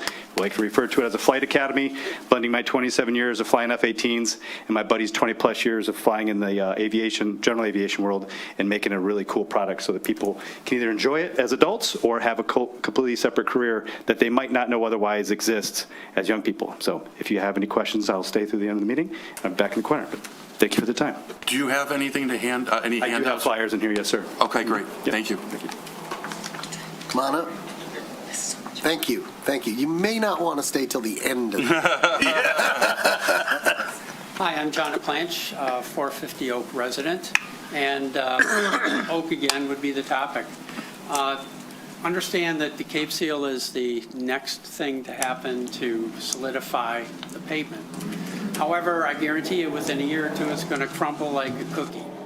And I think the next step after that would be, what do we do on a permanent basis? So a couple suggestions would be curbs, asphalt, and that would go a long way to improving the condition from the cemetery to Old Woodward. If you look at where the cemetery is, pretty nice job has been done putting in curbs. And if you look at the edges, it all is sustained, it stays stable. But the minute you get off of that and get closer to Old Woodward, it's a disaster. And the potholes, I mean, I drive it every day, and it is just a challenge because your car is all over the road with suspension issues.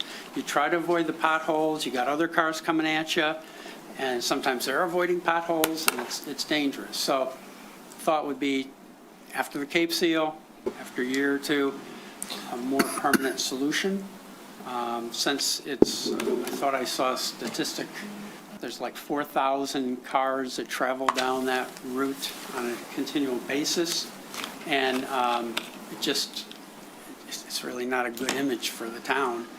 And I think it would be great to have something more permanent and something that wouldn't be a hazard.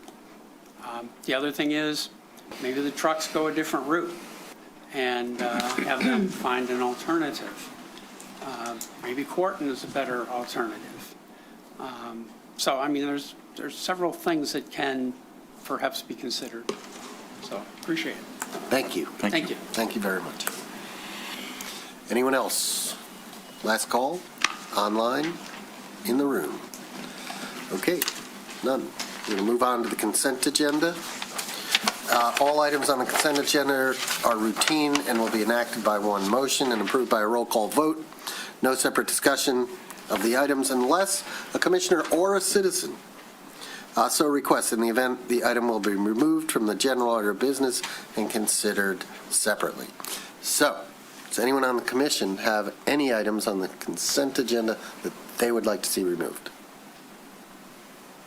Wow, none. Anyone online or in the room, any members of the public would like to see an item removed from the consent agenda? None. Wow. Can I make a motion? Please do. I'd like to make a motion to move the consent agenda in the packet tonight, including items A through G. Second. Roll call vote, please. Mayor Long? Oh, sorry. Mayor Pro Tem Long. I was going to have you move. Yes.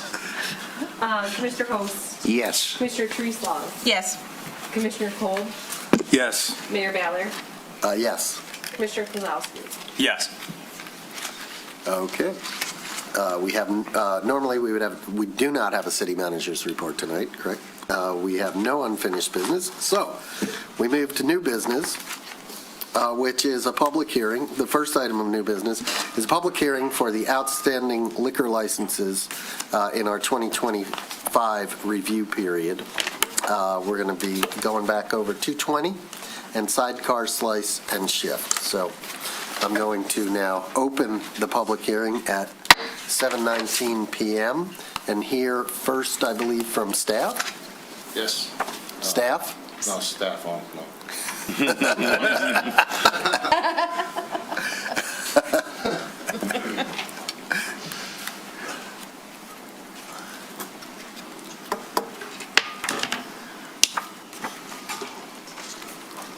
Hello. Hi. Hi. Captain Mike Simpson, Investigations Captain with the Police Department, just filling in for Chief Gruey. Okay. We have had positive meetings, as the updated report stated, with both business owners. We feel like that the minor, and I say very minor, issues that we had have been resolved, and both business owners stated to me that we're working on the same, we're trying to work on the same team.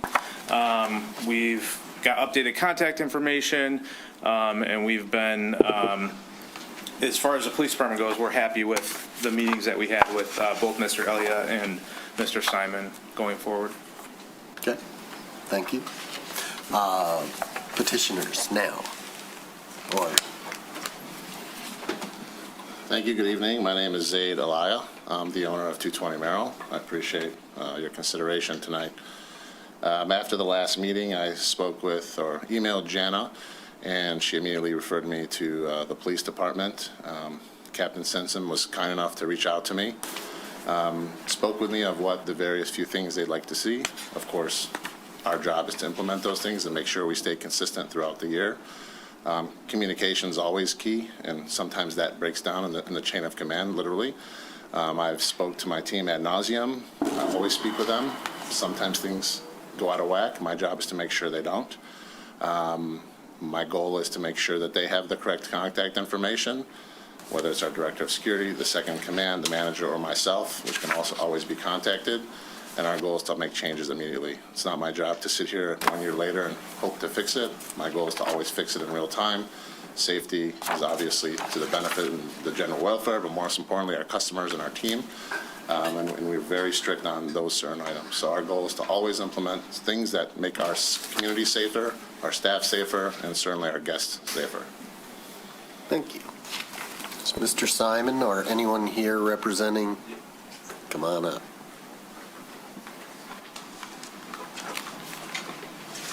Stephen Simon from Sidecar Slice and Shift. Again, just to kind of echo on what Zaid had said, I reached out to the police department, Chief Simpson, and our biggest thing was a communication breakdown for us. So we had updated contact information. I told them that, I was the direct line. If there was ever any issues moving forward that we don't want to have, to give me a call or text, and updated some management information that was in the system. We want to do our part to make sure that our community, our restaurant, our guests are all safe. And we've implemented some changes with some management and went over some protocol that we want to follow, especially later on in the evening when we're open. So I think we've met with all the team, and they understand the importance of communication, not only with other team members, but with the police department as well. So we look forward to hopefully continuing to serve and make sure that all our guests and the police officers, we help them out and communicate a lot better than what we have, and we look forward to doing that. Thank you. Anybody in the public have any comments? Come approach the microphone. Give us your name and city of residence. I'm Stuart Rader. I live at 111 Willett Street, Unit 202. I'm on the 50-yard line. I'm right above Sidecar's restaurant. So I wanted to keep that in mind. I moved into the Willits building in 2018 when the space below was occupied by Cameron's Steakhouse and Mitchell's Fish Market. During that time, I did not experience the level of noise or disturbances that I have since. In 220, Sidecar and the related concepts, Shift Kitchen and Cocktail, and Sliced Pizza moved into the space below. Since that time, the situation has changed significantly. Since 2020, I estimate that I have involved the Birmingham Police Department close to 50 times due to excessive noise and disturbance and vibrations in my floor coming from the business and its patrons. I do want to sidebar that the police have been phenomenal. Even when the complaint is taken care of, they're kind enough to come up to my condo and explain it. So that part is perfect. I recently requested from the police department, but since 2020, I estimate I called 50 times. I recently requested records from the police department, but their records only go back to January 1st, 2024.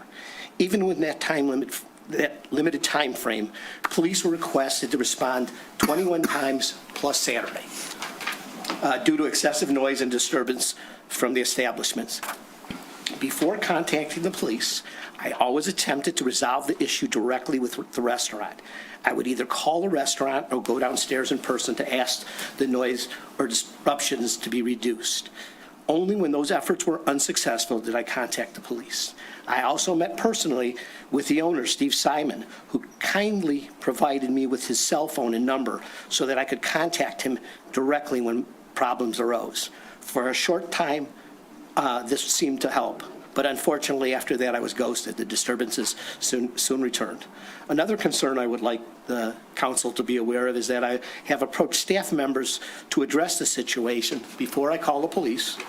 The response has sometimes been dismissive and discourteous. As someone who lives directly above the establishment, I would hope for more cooperative relationships.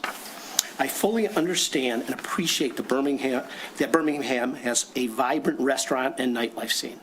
However, businesses operating directly below residential units also have a reasonability to ensure that the residents can enjoy a reasonable quality of life in their home.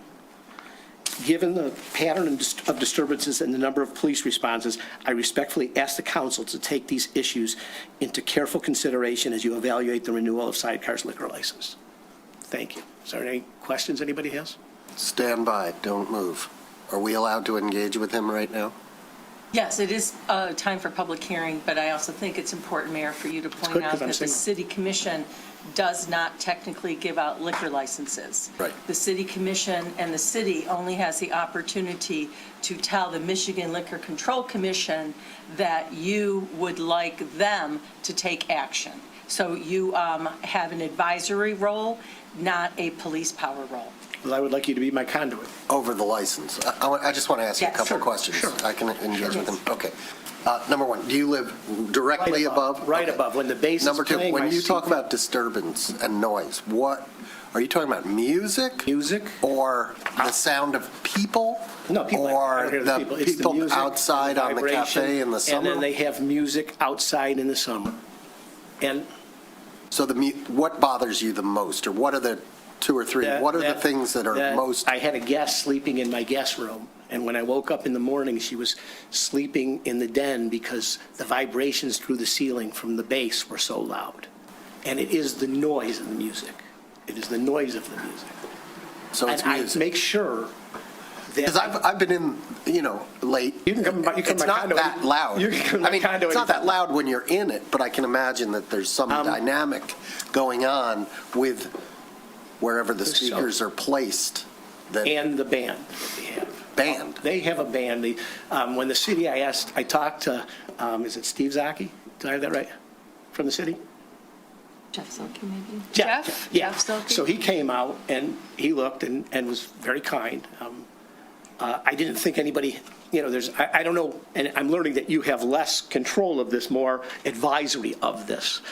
But we have the ability, we're all in a room right now talking. This is the best time that we're going to have to clear it out.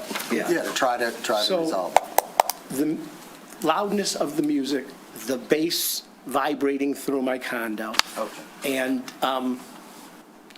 Jeff called me afterwards and said, you said you heard noise from bands. They don't have bands. On their website, they have bands, and I can go get the picture of the band on my phone that I brought. Who has a band? Is it the It's Slight? on weekends or special occasions. Yeah, but I'm looking at you, Mr. Simon. I'm sorry, I thought Do you you have were- bands? We have solo musicians inside Shift. Shift. Are you above Shift or are you Right above? between them. Okay. Okay. Thank you. Would you like to respond? Sure. And let me ask you a question. Have you ever invited him up to hear what it sounds like in your apartment? No, but I have 100 texts. Okay, well, that's Yeah. not the same as of having him experience what you experience. I'm a small business owner. I want every business to be successful. The night at the 2 o'clock parking lot events, I do not hold them responsible for, even though they're coming from their place. So when I bought my condo, it was a comfortable, quiet street. Willits is no longer a comfortable, quiet street on Thursday, Friday, and Saturday night. It just isn't. But I just want it to be, I just want to live in peace. I'm trying to be Let's hear from Mr. Sure. Simon, if you don't mind. Would you like me to sit down? Or do you want me to sit? Yeah, you could sit down, unless, yeah. Whatever you want. Are you familiar with his Yeah, me and concerns? Stuart, I gave him my personal cell phone to let him know anytime there's an issue. Sometimes the text messages come in late. If he said the word ghosted, there was sometimes when I was asleep and wasn't able to respond, but I would always talk to the staff the next day to let him know. I haven't personally heard it, from his experience, like he said. They're obviously, before, when it was Cameron's and Mitchell's, there was not a lot of activity after 10 o'clock. But we want to be cognizant of any condo association member, anybody living above us. I haven't heard from anybody besides Stuart to, kind of enhance, that there was an issue. Anytime I was contacted by him, regardless if I thought it was loud or anything, we turned it down immediately. And I always try to communicate to the management staff, we want anybody that's within living distance of us to feel comfortable, and it's not just, He doesn't. He doesn't, correct. So I wonder, and we're not going to solve this here tonight, but I wonder if you two could work together, possibly. I think definitely. I suspect there might be some things you could do in terms of where the speakers are located, and sure, there may be some cost involved in moving those, but the bass, he's saying it's the bass, so he may not hear the treble part, but the bass part's the problem. Potentially one thing I've noticed, and I haven't talked to Stuart about that, but there's been a lot of construction next door at the restaurant next to us. Mm-hmm. As much as they want to say that our buildings aren't connected, you can hear construction when that's going on, so it seems like there's, maybe without the ceiling, the drop ceiling being in over there, that it's contributing to the sound echoing a little bit more than it had, in years past. But it's definitely my goal to make sure that he doesn't have to get the police involved in something like that. Okay, so I think we would like you to do that. Yeah. Couple questions, if I may? Sure. You have a one-man or one-woman band that plays, correct? Typically, Do yeah, they bring their own speakers, their own setup? No, we have our own speakers. You have your own speakers? Yes. And at what time does that individual start, and what time does that individual stop? Those are typically 7 to 10, 3 hour, 2 to 3 hours. And that's what days of the week? Thursday, Friday, and Saturday at the moment. So Thursday, Friday, and Saturday from 7 to 10, but at 10 o'clock, it stops? Correct. Okay. I've been in your establishment many times. You have great food. Thank you. I don't know if you still do this, but when you're in the restaurant, sitting at the bar, eating, there's a certain point in time where you guys, I don't know if you still do it, clear out the bar, clear out the tables, and make it more of a dance place or a standing, rather than a sit-down restaurant when with the bands playing on certain nights. Is that still happening?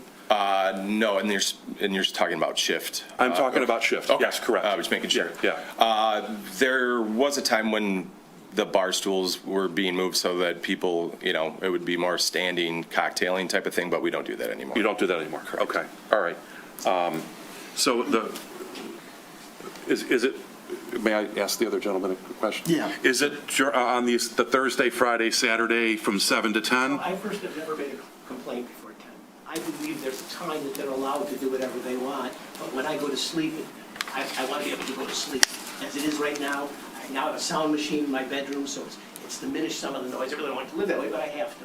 I don't want to sound like an angry man. I just would like peace and quiet. There's a little disconnect that I'm trying to understand, so I'm asking the question. If they stop at 10, It's the music from the speakers. so that the one man or one woman band stops at 10, but you still play music There's still, yeah, thereafter? music after. Got it, now I understand. Okay. They did have bands. I'll go get my phone and I'll show you a picture of the band that they had in. So there are bands. So This is a rock band. as the mayor suggested, maybe you could invite him up to your place to listen what it sounds like for him. Sure. And maybe between the two of you, you can make an adjustment in the volume so that it is manageable. I think anybody here that would be in this gentleman's position would reasonably ask for that. And I have been in your establishment, and it is loud. It could probably stand to be turned down a little bit. And the music's, they great bands or one-man bands or one-woman bands, but I think between the two of you, if you do that, that would hopefully solve the issue. Sure, and I have no problem starting at a level and communicating with Stuart, say, is that comfortable where we're at, so we kind of get on the same playing field? Right. If Perfect. It's just like anything else. There's a volume reader. If it's at 70 and Stuart's like, no way, then you're at 60 or 50 you're at or 60, and we're comfortable, then yeah, that's Good, that's all we want. Work together. Thank you. That would be great. Motion? No. Okay. Mr. Simon, can I ask Mr. Simon a question? Actually, no, we're still in the public hearing. Yeah, let's just make sure. Anyone else in the public, either online or in the room, want to make a comment on this? Last call. We're going to close the public hearing. It is 7:36 p.m. Now we can bring it back to the commission. Commissioner Host, I'm sorry. What's your closing time each night? 2 a.m. That would be Tuesday through Sunday, or? Every day, Monday through Sunday. Okay, so every day, 7 days a week, 2 a.m. Not all three. Is that all three or just the one in the Shift middle? closes earlier during the week, but Sidecar's open till 2 every night. The kitchen closes at 1 to try to wrap things up so that we're not in there after 2. At the old establishment on Merrill, we would keep the kitchen open to 2, and that kind of created. Okay, let's just address this question. What's done? Do you have another question? No, other than to say I'd get Carrie out there, and I was talking to the hostess on a Tuesday evening at 7 p.m., and I said, God, you guys are dead here. I'm so sorry. And she says, wait till midnight. This is one of our busiest nights of the year because that's when everybody closes. Right. Any other questions, comments from the commission? Happy to take a motion. I'll make the suggested commission action. I'd like to note that I think this process worked exactly the way it should work, that we had the police and the 2 business owners had the opportunity to connect and establish a good working relationship, and that's exactly the purpose of this procedure. So with that, I will make a motion adopting a resolution to approve the renewal of liquor licenses for the 2026 licensing period for the following restaurants which hold a Class C liquor license and are in compliance with Chapter 10 Alcoholic Liquors of the City Code, 220 Restaurant and Sidecar Slice Shift. Second. Roll call, please. Comment? Any comment from the commission? Just On the one quick comment, if I may, on the motion. The reason why you both were brought back was because the police suggested that there was a lack of cooperation. There are other establishments that maybe had a couple more violations. We understand that you do your best, but the key is full cooperation with the police department. That's what we expect. And we had another restaurant that had issues that worked with the police over the last year, and they have solved their problems, and the police were very glowing of their efforts. And so we hope that both of you also will have that reputation next time around. Thank you. Thank you. Any other comments from the public? Anybody online want to make a comment on the motion? Nobody? Roll call, please. Commissioner Host, Yes. Mayor Pro Tem Long, Yes. Commissioner Kolb, Yes. Commissioner Therese Long, Yes. Commissioner Kozlowski, Yes. Mayor Kloppenbauer. Yes. Thank you very much. Thank you. Thank you, everyone. We're going to go on to the public hearing for confirmation of the role of the 2026 Cape Seal program. All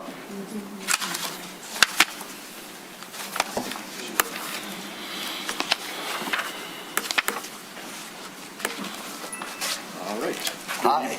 Good evening, Mayor Baller and Commissioners. I'm Ryan Katz, Deputy Treasurer for the City of Birmingham. Before you is Special Assessment District Roll Number 917, 2026 Cape Seal Program. It was discovered that 10 parcels on 450 Oak Avenue were miscalculated based on the footage of each unit. That has been corrected in your packet to allocate that same total cost for 450 Oak Avenue equally among the 10 units. Tonight, we recommend the adoption of the resolution confirming special Wait, assessment. could you be more clear? Wait, this is not a public hearing, is it? Yes, it It is a public hearing confirmation. I'm going to of open the public hearing at 7:40 PM. Does he need to repeat what he just said? No, it's fine. Okay, with regard to the error, are we going to call it an error or whatever? It was a miscalculation. And that was in our original packet that was Yes. distributed to the public on Thursday. And at what point did we discover the error? This morning. And This it's morning. regarding 10 parcels at 450 Oak, they're condos. Right. So the individual units. The total amount of the assessment is the same, but the way that it was calculated and split between the units was done by a third, we hired somebody to do this calculation. They did it based on square footage, and that's not how we normally do it. We do it divided by the number of units.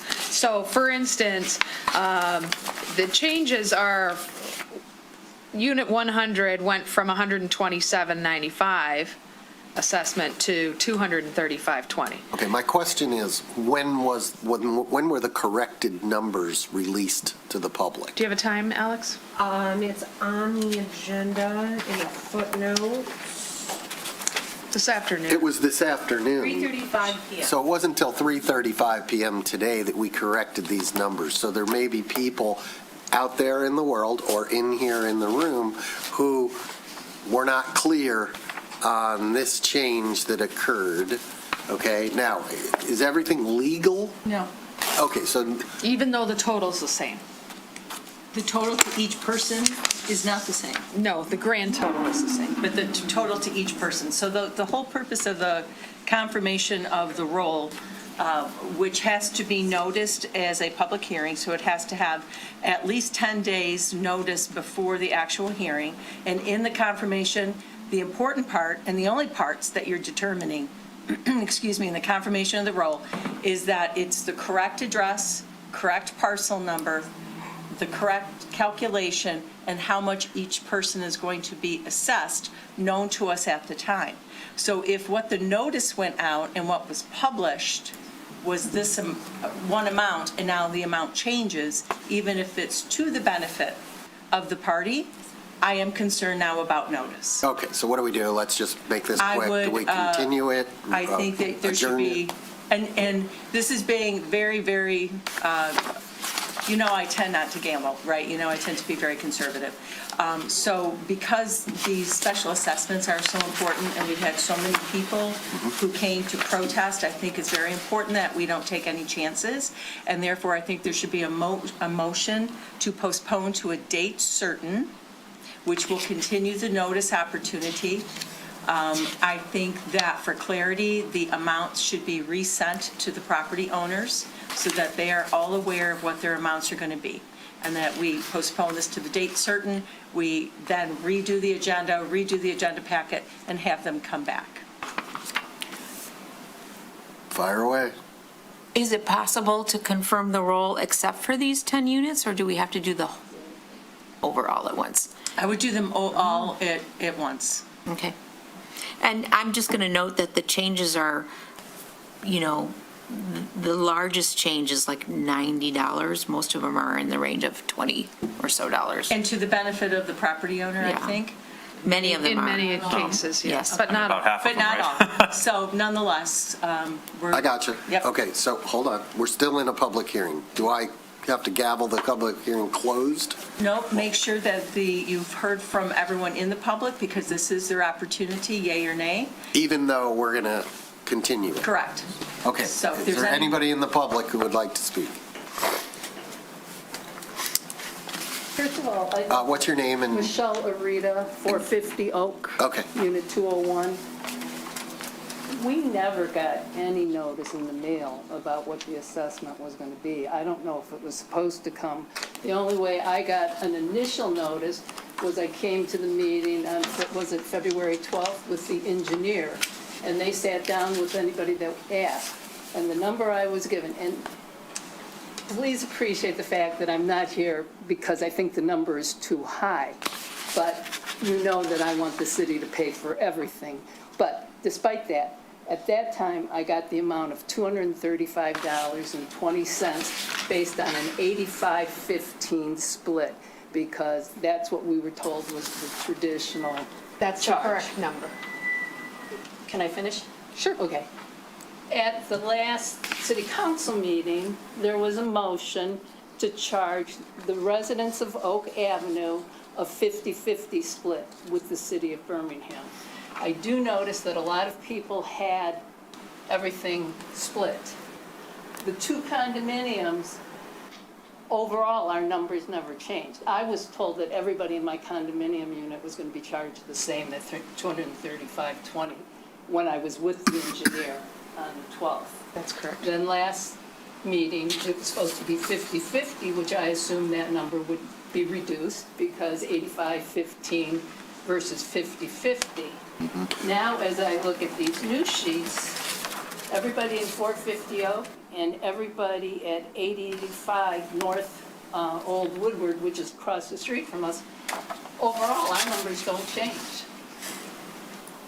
Okay. Hold on. Do you have a question? Yeah, I'd like to know why.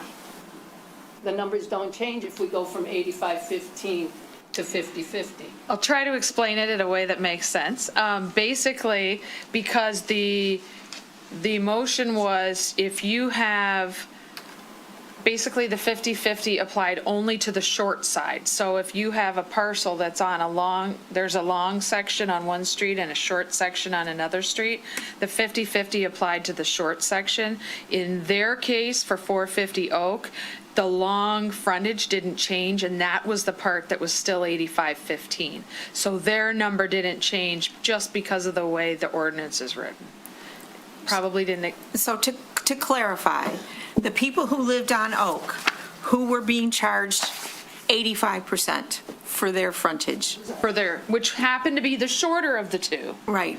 Their 85% got changed to 50%. But if you had only been assessed the 15%. The 25. Or 25%, excuse me, that did not change. We only changed the 85-15 ratio for the expensive length. So are you telling me that if the city decides to pay Oak Avenue, that the people in those condominiums are only going to be paying 25% of the cost? Because that's what it sounds like from this. Otherwise, none of it makes sense. Well, I think we'd have to cross that bridge when we got to it. But then Hypothetically, if we applied the same logic that we're applying now, that would probably be true, correct? However, right now, it sounds like you're getting a better deal. Like, if you want 50-50, we can raise it. Because they're only paying 25. We're not going to do that. 25% of the overall project, or 25% of the $40? short linear frontage of your property divided by 10 units. Okay, let me raise another issue. The long side, which I assume you're talking is Woodward, is an improved road.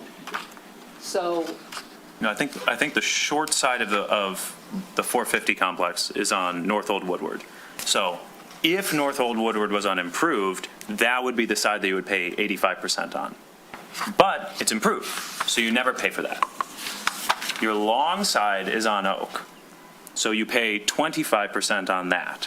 and the city pays 75. And the city pays 75. Like if you total up, right, it's like 10 units at 235 a pop, right? Right.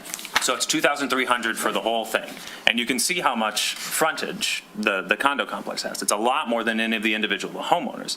And the individual homeowners were getting assessed at like over 2,000, 3,000 bucks. I'm glad So, that they got the reduction. Okay. good. I'm just saying, I'm fairly confident, and I wish my computer was a little faster so I could confirm it, that that is what's going on here, is 450 and the North Old Woodward, I don't remember the address, 885 North Old Woodward, are both paying 25% Of that $40. of the $40 multiplied by their long foot frontage. Okay. And that is how these numbers are, and that's why they didn't change, is because they weren't, 50% would be higher. We lowered the 85% people down to 50. We didn't change the 25%. Is there any way when notices get sent out that there's actually an explanation? We've been here, this is the third meeting, and today we find out that we're paying 25%, we're not paying 85%. Because when we sat here with the engineer, we were told we were paying 85%. Last week, until the motion. Taking information probably maybe from, Because The wrong there was information provided, and it was in the motion that you all approved at the public hearing of necessity. Is it complicated and confusing? Yes. Well, we're not stupid. If you just say long, short, explain what that means, then we will understand it. It is in this week's packet. okay, hold on. Okay. Are you satisfied at this point? I understand what's being, I'm being told. Let me say Thank you. that. Am I satisfied? we have- Would be different. Go ahead. No, I want to make sure you're satisfied. I understand. Okay, and then I'll There's move nothing on I to can the do. next thing. So the next thing is, did we have proper notice? She made an assertion that she did not receive a notice. Meanwhile, you certified that notice had been No. given, correct? No? There was a public notice given when the date of the hearing, when the hearing was going to be held. There was no dollar amount on that notice. Okay. And there was also a letter sent to say, come in and talk to the engineering department on February 12th or whatever the date was. And at that time, they were given the number of $235.20. Okay. The right number, but the notice doesn't include the exact number. The notice that Mary's talking about is what's published in the agenda for tonight. Next step. Dollar amounts are not required in the individual notices to individual residences, just that the notice of the confirmation of the roll will be published and the hearing will be heard. Okay. What, next step? Right now, what's the next step? Is there any other questions or comments from the public? And if not, close the public hearing. Any other questions or comments from the public right now? Online, use raise your hand function. In the room, seeing none, closing the public hearing at 7:52. So in compliance with the ordinance, Chapter 94, at 94.9 subsection E, the commission would have the chance of correcting errors, which I don't suggest you do now sitting here. We need to, even though they went out this afternoon, I think that's insufficient. So pursuant to Section 3, the commission may by resolution annul the assessment roll and direct that a new roll be prepared following the same procedures applicable to the making of the original roll, which is the roll that was in the agenda packet. So make a resolution to annul the assessment roll, direct the manager that a new roll be prepared and set for a date certain tonight. And what date certain would the city manager prefer? I will have to pull out the calendar because we could do it at the next meeting, correct? Because 10 days? You could do it within 10 days, yes. And postponing to the date certain does not require the newspaper requirement. Correct. So the next meeting would be March 23rd. Can you make that motion? I would like to make a motion to nullify the SAD Roll 917 for the 2026 Cape Seal program, to direct the city manager to create and confirm a new SAD Roll 917 for the 2026 Cape Seal program using the same process and procedures as previously, and to pen this matter to March 23rd, 2026. Postpone to the date certain of March 23rd, 2026. Second. I don't care. It doesn't matter. Go ahead. Brad. Doesn't matter. Seconded by Commissioner Host. Any comment on the motion? Any comment from the public? Any comment online? Roll call, please. Commissioner Treeslaw. Yes. Mayor Ballard. Yes. Commissioner Kozowski. Yes. Commissioner Kolb. Yes. Commissioner Post. Yes. Mayor Pro Tem Wall. Yes. Thank you. Do we want to move ahead with item C? City Manager? Well, That seems like we could, couldn't we? we could because the number isn't changing. Right, so. Okay, so item C, Ms. Coda, is the resolution to award the 2026 Cape Seal program. Floor is yours. Yes, we just talked about proceeding because the number isn't changing. Got it. Yep, so bring forward tonight is the award for the 2026 Cape Seal program to highway maintenance. For this, we had we bid on publicly through Minton, and we had received 2 bids on this project. Highway maintenance has done the city's Cape Seal program several years in the past, and we brought forward recommendations to award the contract to highway maintenance. And also for part of this bidding process, to help be more efficient in the engineering department, we also bid the 27 Cape Seal program, so that way they could do the work in July, starting July of this year. That's not part of the award tonight. It's only the 26 program that's part of the award. Engineering department will bring forward later in the day with the special assessments and the contract award for the 27 portion around June timeframe. Okay. Motion? I'll make a motion to approve. Fire with. I'd like to make a motion adopting a resolution to award the 2026 Cape Seal Program number 5-26(P) to Highway Maintenance and Construction Company in the amount of $417,727.25 and a 10% construction contingency for a total amount of $459,499.98. In addition, to authorize the mayor and the city clerk to sign the agreement on behalf of the city contingent upon execution of the agreement. Execution of the agreement and meeting of all insurance and bond requirements by Highway Maintenance and Construction Company. Funding for this project has been budgeted for the following accounts: fund account, fund ID number, project award, and 10% contingencies, and total amount is set forth in section 8C on page 213 of today's packet. And to install the advanced intersection signage at the southeast corner of Oak and Lakeside for Lake View as shown in the Fields and Vanden Brick report. Did I say that? Fleiss and Vanden Brick. Fleiss and Vanden Brick. You guys got to start selecting close. people who have easier names to pronounce. Second. Motion and second. Any comment on the motion from the commission? Any comment on the motion from the public? Any comment online? Nobody online? Nobody in the room? Roll call, please. Commissioner Therese Long? Yes. Mayor Ballard? Yes. Mayor Pro Tem Long? Yes. Commissioner Kozlowski? Yes. Commissioner Cole? Yes. Commissioner Post? Yes. Another public hearing. We have a public hearing. This is item D on the agenda. Public hearing of necessity for water and sewer lateral special assessment district Bird Phase 1B project.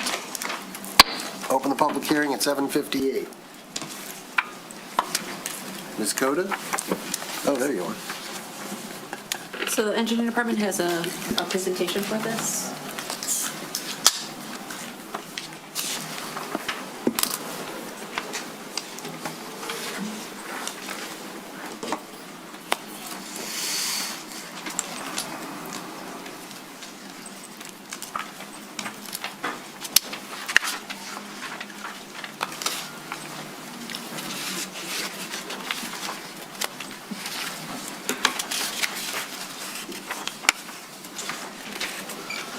Do you want to know the page number, Melissa? Yes, please. 418. There we go. So this is a presentation for Bird Phase 1B, here in necessity for the Water and Sewer Lateral Special Assessment District. Quick overview of the presentation and the project itself. Limits our Bird Avenue from Grant Street to Cummings Street. The project includes new water main, sewer improvements, and new concrete pavement. The special assessment district for sewer water laterals to be paid by the property owner at 100% of the cost. So with this, part of the project, the existing water main out here is 4-inch cast iron that was installed in 1921. The proposed size is going to be an 8-inch water main ductile iron for replacement. With this, there's concerns with the water main. It's over 100 years old. The existing size is 4-inch water main. And with this, the minimum size that we replace going forward is 8-inch water main. And also this section has experienced water main breaks. With this, we've updated the picture from this year. This is from Bird Phase 1A, just to the west of here. With this is an existing 4-inch water main. This was installed in 1931, so slightly newer than 1921. And with this, what you do see over time is the 4-inch water main, the inside diameter is actually smaller, just because of buildup that happens within a pressurized system itself. And then so for the sewer on Bird from Grant to Cummings, the existing sewer size is 8-inch to 15-inch. Some of it was installed around 1916, 1970 itself. So with this, we propose a 15-inch storm sewer on this road, and then also to some of the sewers to be lined. Some of those sections of the sewer are needed for open cut replacement due to the condition of the pipe not being able to be a candidate for the line, and also to the existing catch basins are in poor condition and need replacement itself. And then also to the proposed storm sewer improvements will create a separated storm on these streets itself to be able to collect the catch basin runoff. And so with this, it's hard to tell. The videos, these are part of our sewer videos itself. You can see in this location right here, there's actually a void in the sewer system itself. And in this location right here, it's hard to see with this being a video and try to do a still shot of it. There's actually a crack right before the joint at all this location right here that goes around the sewer system.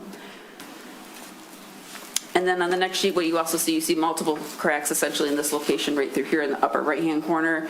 And this location right here, it's hard to view, but once it turns to the side, there's actually a void underneath this water or this person's sewer lead to the sewer system.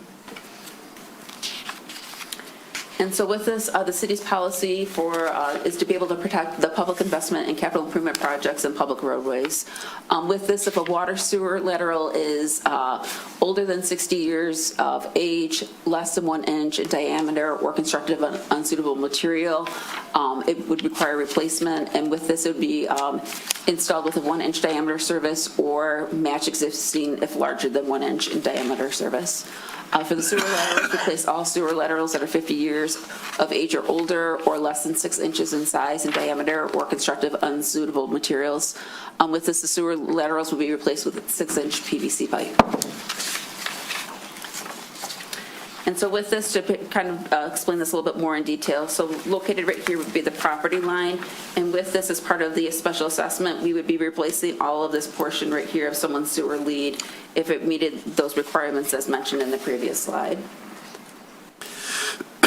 As for the water service, located right here is the property line or the right-of-way line, and with this we'll be replacing the water service for the water main all the way to the property line, and with a new curb box stop at the property line. And so with this, the water and sewer laterals will be 100% of the cost to the property owner, and then the property owner has an option of paying in full or over a 5-year period. The interest rate will be confirmed at the confirmation of the roll. So with this, we received bids on the project on February 12th, 2026. With this, for the water service, it was $53 per foot for a 1-inch water service, and for the sewer was $112 per linear foot for a 6-inch sewer service. And here's the location map of this. So with this, if it just has a blue shade, that means it's just only getting the water lateral replaced. And with that, there is just one house that's just got the water lateral replaced. The green is if they're just getting a sewer lateral replaced, and then the yellow means they're both getting the water and sewer lateral replaced. And then here's a list of the properties and the Sidwell numbers that go along with the properties that are included in the water and sewer lateral special assessment district. And in summary, the engineering department recommends that the city commission declare a necessity and approve the special assessment district for Bird Phase 1B project for the sewer and water laterals. And should commission approve the special assessment district, public hearing for confirmation of the roll will be held on March 23rd, 2026. I'm available to answer any questions. Great. Okay, as this is a public hearing, if there's anyone in the public who would like to make a comment or has a question, please approach. If you're online, use the raise your hand function. I don't see anyone. Last call. Closing the public hearing. City Commission. Questions, comments, motion? I have a question. Real quick, please, really quick. If they're getting a water line and a sewer line, is it the same hole? They dig the same trench, or is it sometimes different? It's sometimes different and depends on where their original lead got built when the house got built. So some locations it might be closer, and other locations it might be further away. We might need 2 separate trenches. Does the guy who only has one trench get a better deal? Well, they're just paying for the water and the sewer the material for that. Since it's an improved road, there's no special assessment for the roadway on top. So with this, a lot of times what they're seeing is a reduction of cost because they don't have to put the pavement back if they had to do the repair themselves. No, he's talking about if you have one trench, it's going to cost less because you're going to dig it up, fix the 2 lines, and fill it in, as opposed to 2 trenches for the laterals across their lawn. No, because essentially the cost per foot just assumes everything for the sewer system itself and the water system being installed per linear foot of the lead itself. That's how it got bid. Okay. Other questions, comments, motion? I'll make the motion if you like. You're my guest. Thank you. Whereas notice was given pursuant to Section 94-7 of the City Code to each owner or party in interest of property and lots to be assessed by first-class mail and publication in a newspaper generally circulated in the city, and whereas the City Commission has conducted a public hearing and it's determined that it is necessary to proceed with the project replacing sewer services 50 years of age or older, constructed of material that is not acceptable for city standards, and replacing water services that are 60 years or older or less than 1 inch in diameter on Bird Street from Grant Street to Cummings Avenue, and whereas the city has previously established a policy of requiring replacement of sewer services 50 years of age or older or constructed of materials that are not acceptable for city standards, and water services less than 1 inch in diameter, and the city street is open for repairs or reconstruction, and whereas the City Commission, after public hearing, has determined that Bird Phase 1B project the replacement of sewer services that are 50 years of age or older or of material that is not acceptable for city standards, the replacement of water services that are 60 years or older or less than 1 inch in diameter is a necessity and in the best interest of the city, and whereas the Commission has approved the detailed plans and estimates of the cost prepared by the city engineer, and whereas formal bids have been received and the actual cost of sewer service and water service replacement has been determined, and whereas the city engineer has determined the boundaries of the sewer service lateral and water service laterals located within the limits of the following streets shall be installed as part of the Bird 1B project, contract number 7-26 WN Bird Avenue Grant Street to Cummins Avenue. Whereas the formula used in making the assessment is 100% of the contractor's charge for replacing the lateral service that is 50 years of age or older or constructed of materials that are not acceptable, and water service that is 60 years of age or older or less than 1 inch in diameter within the public right-of-way between the utility and the property line, calculated at the rate of $112 per foot of 6-inch diameter sewer service pipe and $53 per foot of 1-inch water service pipe. Therefore, let it be resolved that the City Commission has determined that the scope of the public improvement as described is in the best interest of the city and will benefit the properties listed in the assessment roll and is a necessity, and the City Commission directs the manager to prepare a special assessment roll and to present the same to City Commission for confirmation, and further set a public hearing of confirmation on March 23rd, 2026, and give notice of same. And this applies to the sewer and water laterals under Sidwell number, street address, and estimated sewer SAD costs and estimated water SAD costs that are located in Section 8D of tonight's packet on pages 378, 379, and 380. Second. Motion and second. Comment in the room? At the commission table? Online in the ether? I don't see anybody. Nobody. Okay. Ms. Bingham. Commissioner Host? Yes. Commissioner Kingswong? Yes. Commissioner Kozowski? Yes. Commissioner Kolb? Yes. Mayor Pro Tem Long? Yes. Commissioner Bell? Yes. Moving right along, we have item E, a resolution to approve the playground layout design for Pembroke Park and purchase of equipment through Landscape Structures. The amount of $222,554.94, plus installation $443,381.55 for a total purchase price of $665,936.49. Second.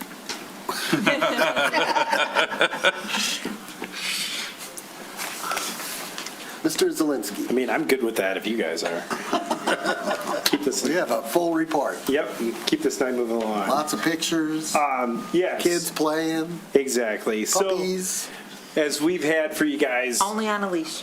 Yeah, as we've had for you guys multiple times, Pintura's been designing these for us, and we've been bringing them to the Parks Board, soliciting input from the public, including survey responses like the ones that are included in your packet. Really just wanted to keep this brief and answer questions if there were any with it. The reality is the park that got designed this time, its biggest highlighting feature and uniqueness is the zip line feature that's being included in this one. It has the capability for people with disability to get on at that midpoint. It might be a little hard to see, but that like slightly gray compared to the tan area is where we have poured in place material to create that accessible feature for the residents. And you might ask, why is it in the middle? They found that's the easiest place to load people at, and it also limits the amount of surfacing we need to get them on. And then they can be pushed to the end and then sent to the other end, back and forth. And they're allowed to be basically alongside of their fully able counterparts on a regular zip line, which is at the bottom of that picture. The other cool features that we have in there is the Volo structure, which has flex netting, like in some of our other features that we've had previously, to make that a fully accessible structure, so kids can crawl their way up from the bottom. That's why that area is also in that poured in place material. We additionally have on the left side of the screen there some bucket seat for infants, but also one of these the swings for the handicap accessible to use. It's where a full person can lay down in it, an adult can lay down in it. We've actually gotten really good reviews on that exact swing over at our Lincoln Pump House site. And then we have stuff for the younger kids, which is that playhouse that's over on the right side. One of the other features that we got asked about here was to provide more shade. So the little, what looks like the little umbrella on the top there is over the sandbox. That's a modification of an existing sandbox. And we're just providing that because there aren't exactly trees in that area to provide shade over that sandbox. But then at the edge of the right side of the screen there is a larger structural hardscape. I think I have a copy of it in here in a different color. Structure so that they are, regardless of the weather. The discussion that came up at the Parks Board was we wanted to ensure, regardless of the weather, that like if it all of a sudden a pop-up thunderstorm comes through, people had a spot that they could get under and they would be fully protected from the rain. There are cheaper versions of this that are more of a cloth feature that go over the top, but they're not 100% like weather resistant. And so that's why the encouragement from the public that attended our meetings and from our Parks Board was to go with a solid roof structure such as this. That's the Cliff Notes version. If there's specific questions, because you guys have been through this a lot of times, Lance is actually on the line. If you have specific questions about any of the equipment that's out there, just was keeping it higher level to help move things along since you've been through this a few times. Thank you very much. Commissioner Long. I want to say that I watched both meetings, read the survey, and I think that you and Carrie and the Parks and Rec Board did a great job of synthesizing sometimes conflicting feedback and incorporating, best practices in playground design with concerns of the residents. You didn't mention, but you had your consultant Lance survey all the existing playground equipment to see what could be maintained. You're keeping 2 existing swings and both of the beloved sandboxes. And there was great discussion about the placement, performance, and cost-benefit ratio of the various surfacing materials, the placement of the sidewalk in relation to parking and the existing sidewalks, which are only on 2 sides of that park. You had some future planning. I thought all in all, it was a really thorough, really comprehensive job, and I fully support the project. Thank you. Any other comments? I read the comments on the survey and called our resident Parks and Rec expert to ask her if those had been addressed, and she assured me they were, and it appears they were. And that's all I care about. Well, if there's no other comment, I would be delighted, Please just for do. old time's sake, because this is being paid for primarily, if I just may toot, with the Parks and Rec bond that we all advocated for, and which the residents of Birmingham, we are grateful, passed with, I believe, 70% in favor, and the Parks and Rec bond is doing what it was intended to do. Besides a couple really large projects, they are marching through the smaller neighborhood parks and bringing improvements to everybody, so that for safety's sake, old playground equipment is being replaced with stuff that's newer and safer and more fun. So I would like to make a motion to approve the playground layout design for Pembroke Park and the purchase of equipment through Landscape Structures Incorporated with Sourcewell Cooperative Purchase Pricing in the amount of $222,554.94, and the installation of playground equipment, slate structures, and site amenities by Pentura LLC in the amount of $443,381.55 for a total purchase price of $665,936.49. In addition, to appropriate and amend the 25-26 budget as follows: Park System Construction Fund revenues drawn from fund balance of Fund 408.0 hyphen 000.000 hyphen 400.0000 for $35,936.49, and expenditures from the Land Improvements Fund 408.2 hyphen 901.751 hyphen 979.0000 for $35,936.49. Second. You can have it. That was a photo finish. Go ahead. You can have it. Give it to Cole. By 1/100th of a second. All good. Any comment from the public? Any comment from the commission? Any comment online? Seeing none, let's do a roll call on this one. Mayor Ballard? Yes. Commissioner Host? Yes. Mayor Pro Tem Long? Yes. Commissioner Kolb? Yes. Commissioner Kozowski? Yes. Commissioner Therese Long? Yes.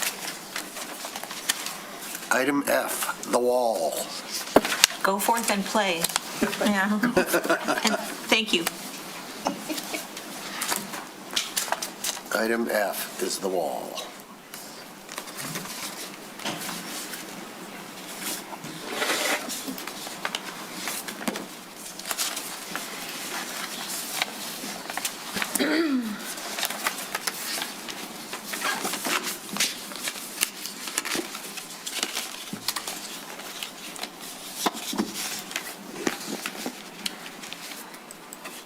So tonight in front of you for the City Commission agenda packet was the last City Commission meeting mentioned to bring forward the retaining wall to see if there was a necessity to replace the retaining wall itself. With this, since the last City Commission meeting, we provided some different additional information as part of this City Commission memo. The subdivision was platted in 1914. Ms. Cota, may I interrupt you? I'm sorry. My fault. I should have been more explicit. Anybody watching this needs to know what we're talking about. We're talking about a retaining wall on Brookside, Ravine, and Park Streets that's part of our 2025 and 2026 asphalt resurfacing program. So at the last meeting, we asked you to come back. We had questions about the retaining wall, plan to put in, and so that, I'm sorry, that is what we're talking about. Sorry about that. No, my fault. I should have been. And so with this, we still looked into our files and couldn't find the original plans from when the wall was installed in around 1920s and 1930s. We do have plans for the utilities for the area right now, but they don't show the retaining wall itself. But we reviewed some of the additional information, and with this, we think the existing walls appear to be built in the 1920s. With that, it was essentially a two-tier retaining wall, and some of the section was modified in the 1950s. And then with this, in 1991, there was a project that was done by the engineering department to replace certain sections of the wall and also rehab certain sections of the wall itself. And then so with information, September 16th of 2022, engineering department reviewed the existing walls and photographs were provided in there. With that, we had our structural engineer, AEW, review the existing retaining wall, and they provide information about the retaining wall. No emergency repairs were at that time, but it was recommended to replace the walls as part of a future capital improvement program. So with that, the engineering department started budgeting it during the winter, spring of the 2023 timeframe to be able to include it in fiscal years. It was shown up in the fiscal years of the budget in 23-24 under the asphalt resurfacing wall repairs, and then also consequently in fiscal years 24-25 and 25-26. So with this, we also did have a resident meeting earlier on this year to be able to discuss replacement of the wall, and we did receive bids for this project on January 20th. The lowest responsive bidder's unit cost for the retaining wall was approximately $681,900. That's without the staircase itself. With this, we think that the total construction cost of the asphalt resurfacing program as a whole is about $2.1 million. And so with this, the bids are good for 60 days, and the lowest responsive bidder has agreed to hold their pricing if awarded the entire contract. And with this, I'm able to go through some of the information that was in the attachments of the memo. So this is some of the information, but we're talking about the subdivision plots themselves of the subdivisions. So the concerns with areas, locations that have existing walls out. On Ravine, it's from the alley to Park Street, and then Ravine once it turns into Brookside, and then north along Brookside here, and then the wall continues once it turns into Park Street if you head east past the alley, and then continues onto Park Street and ends approximately right around this location here south, where it converts back to Park north of an existing alley. There's also some existing retaining walls on on Brookside north of Park Street on the east hand side. So here's an area from 1940, not the best quality of it type of a deal. You see the essentially the streets themselves type of a deal. And with this in 1960, this is a better area. You can see some of the existing sidewalk that's already there in this location through this area here, and then also in this location here where the retaining wall is at. And so this right here is actually photos from 1990, 1991, before repairs were done to the wall in the 1991 wall repair project. So this is Park Street here, and this location is the alley here. So in this section that you see in this slide right here, all of this wall was replaced in 1991 itself. And then that's an angle looking towards the east on Park Street. This right here is located on Brookside, right before it starts to curve when then Park Street meets to the north. It's hard to see at this angle, but there was actually a two-tiered wall. So here's the existing wall that you see to date right here, and then here's the other wall behind it, and there's actually the sidewalk that was located right through here. Could you be explicit about what here represents current conditions and what is no longer existent? This wall right here is current conditions. Okay. Everything else behind it is not there any longer. Okay. But are these all old pictures from 1991 that you're showing us right now? Yes. Yeah. Okay. And of limited relevance, correct? If they are relevant, please be clear on what the relevance is of a 1991 photograph. Yep, so this location right here, this second tiered wall in front of 564 is no longer there, and the sidewalk is here. So this existing wall remains as is and was never had any repairs done to it as part of the 91 project. So here's the location, this is Brookside. Brookside continues north right here, and Park Street's over here. This section of wall was actually replaced in 1991 as part of that project itself entirely. And you can see the limits coming around through here. This was all replaced. Did they level at that out the time. sidewalk on that previous picture? They replaced portion of the sidewalk here as part of the plans itself, but in this location right here, the sidewalk was not removed and replaced at all. This right here is the intersection of the staircase to kind of show existing conditions in there. This is coming back along Park. This got replaced as part of it. And this location right here, this is just showing existing conditions. Brookside is located right here, Park Street's here, Brookside here. So this would be the sidewalk crossing through here. And this location right here, this is where there's boards currently up there that there's no staircase here anymore. So that's not an existing condition? No. That's not an existing condition.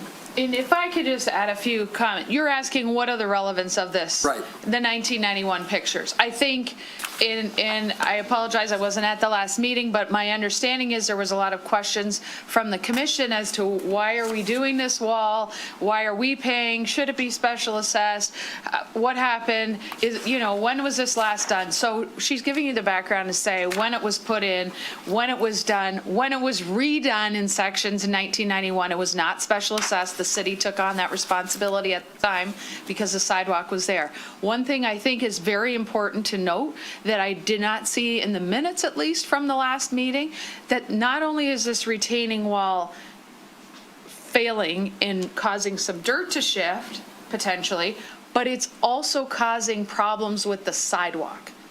So the sidewalk is not currently meeting ADA requirements with regard to cross slope because of and Melissa, you can jump in. So it's the cross slope is too much. So we need to straighten the sidewalk and build up that land and strengthen the retaining wall to keep the sidewalk in place. Okay? So if we don't do anything with regard to the wall, then we have an issue with the sidewalk because we know that it doesn't meet ADA and we have to fix it or stop using it. Okay, And I didn't see that anywhere in the last meeting. good point. Thank you. And so with this, photos from September 6th of 2022, this location is Brookside. It's part of the curve, and you can kind of see where the sidewalk has settled along the back of the retaining wall that was replaced. But are these old photos again? These are from a few years ago. Okay, So- why don't you show them the couple of pictures from today, like current times? Okay, here we go. 2022 is about as current as we're going to get. Well, no, they have more since. Because it's very clear from these pictures, what maybe wasn't clear at the last meeting, that the sidewalk is sloping and the land is failing underneath the sidewalk in certain places.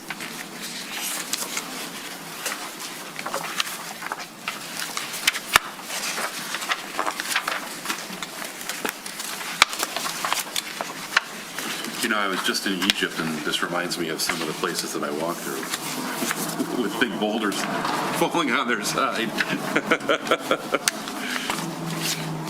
So this very first one, you can see the sidewalk, there's like a space underneath it because the land's fallen away because the wall is shifting. So this, in the first, she passed it out, you can see a void that's happening along the sidewalk itself because essentially the sediment, or essentially the soil underneath is eroding behind it. You can kind of see it would be in this location right here along Brookside itself. The next sheet shows a location that is probably in these photos here. Why don't we go through the pictures that you just gave us? Okay. And this one by one, so it's very clear what you're trying to illustrate with each of these photos. So the first photo, it appears you're trying to show us the void below the sidewalk. Yes. In other words, Right. dirt somehow has come out. Shifting land, shifting dirt. Okay, but has anybody gone there and said, well, let's just put some dirt under there? Put the dirt back where it belongs? Yeah, but you can see So that the it's- slope is And also too, quite Scott considerable. Swalinski also did the review of this today, took photos for me because I was working on other things for today's city commission meeting. But in this location right here, the slope of the sidewalk is about 8% cross sidewalk. And it has to be what to meet ADA? 2%. Okay. And the next Yeah, to clarify, even if we were to try to leave this as existing conditions, the best way to approach that would be to shoot grout under there.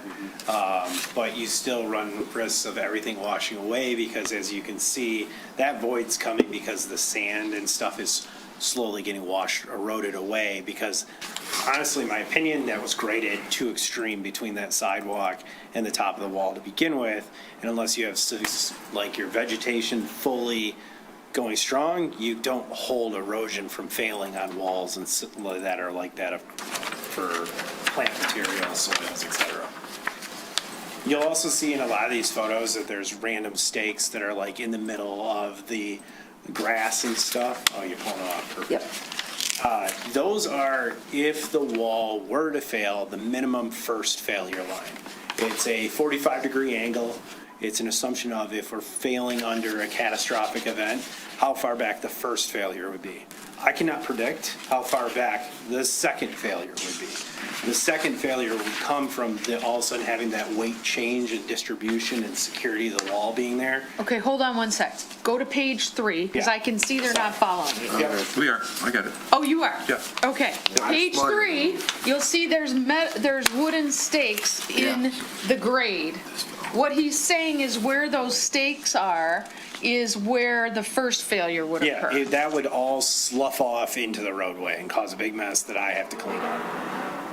The secondary items that could fail is the rest of the way up the hill. And I can't predict that because once earth becomes unstable, it can act in really crazy ways and actually fail more than the genuine angle of like when you pile sand and it ends up with a specific angle.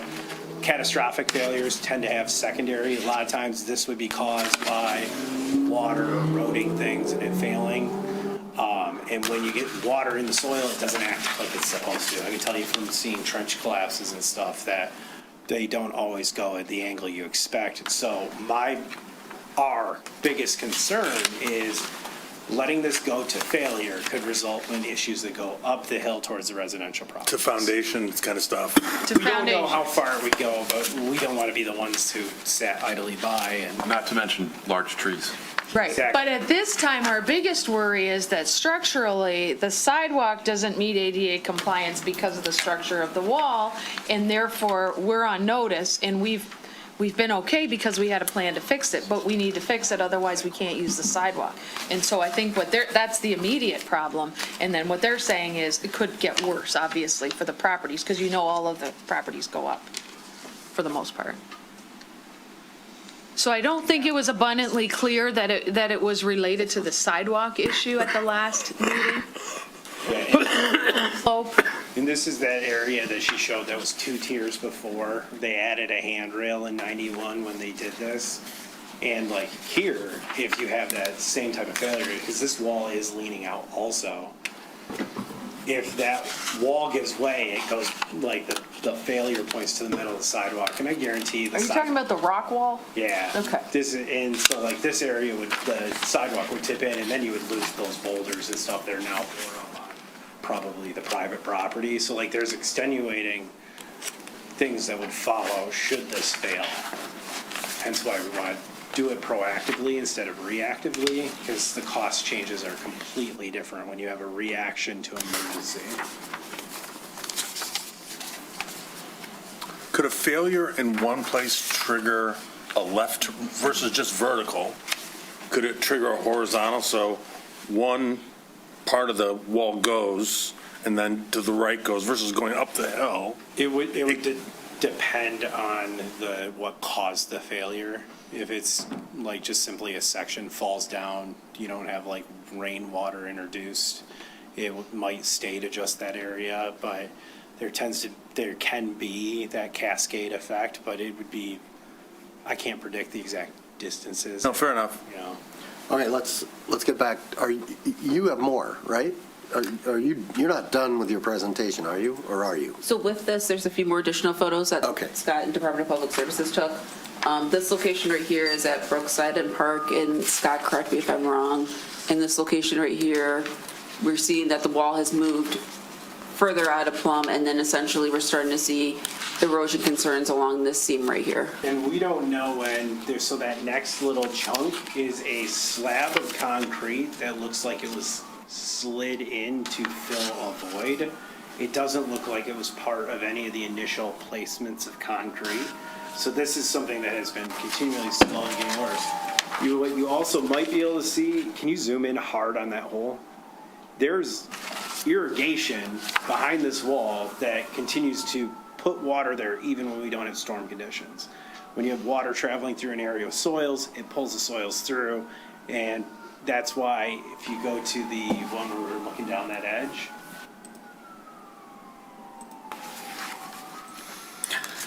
we're seeing, there you see those different, like, almost looks like step lines in there. That's the material slowly sloughing down. And we had a picture from the other corner where you guys see it's all working towards those stair steps, which is also part of the reason why that stair step wall leans kind of in towards the steps, is everything's kind of working its way towards that corner. Slowly. Erosion's fun, how it moves at different paces at different times.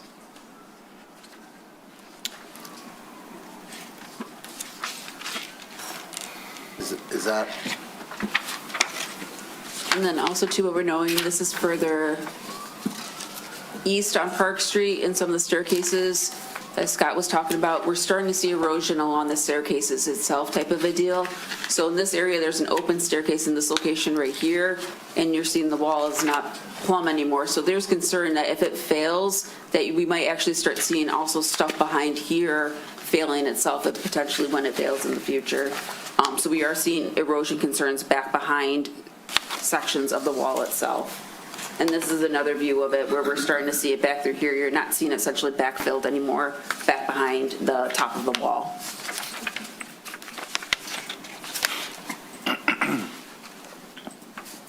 And so with this, and these are photos back from in the agenda packet from 2022. Some of the cross slope here on the existing sidewalk varies from 8 to 10%. And the ADA requirement is 2% or less.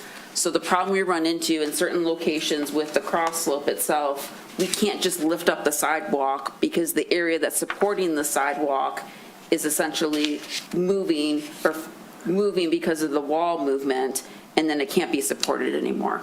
So there's a double concern of the walls are starting to shift out of plumb, as shown on this back from 2022. But then also too, if this starts shifting down to here, what we're noticing in certain location, it's tipping this sidewalk up on the top greater than ADA requirements, and that is also being replaced as part of this project. And we can't necessarily put the sidewalk back at 2% because we need this wall taller to make sure you've got the support of the soil to support the sidewalk up on top of it.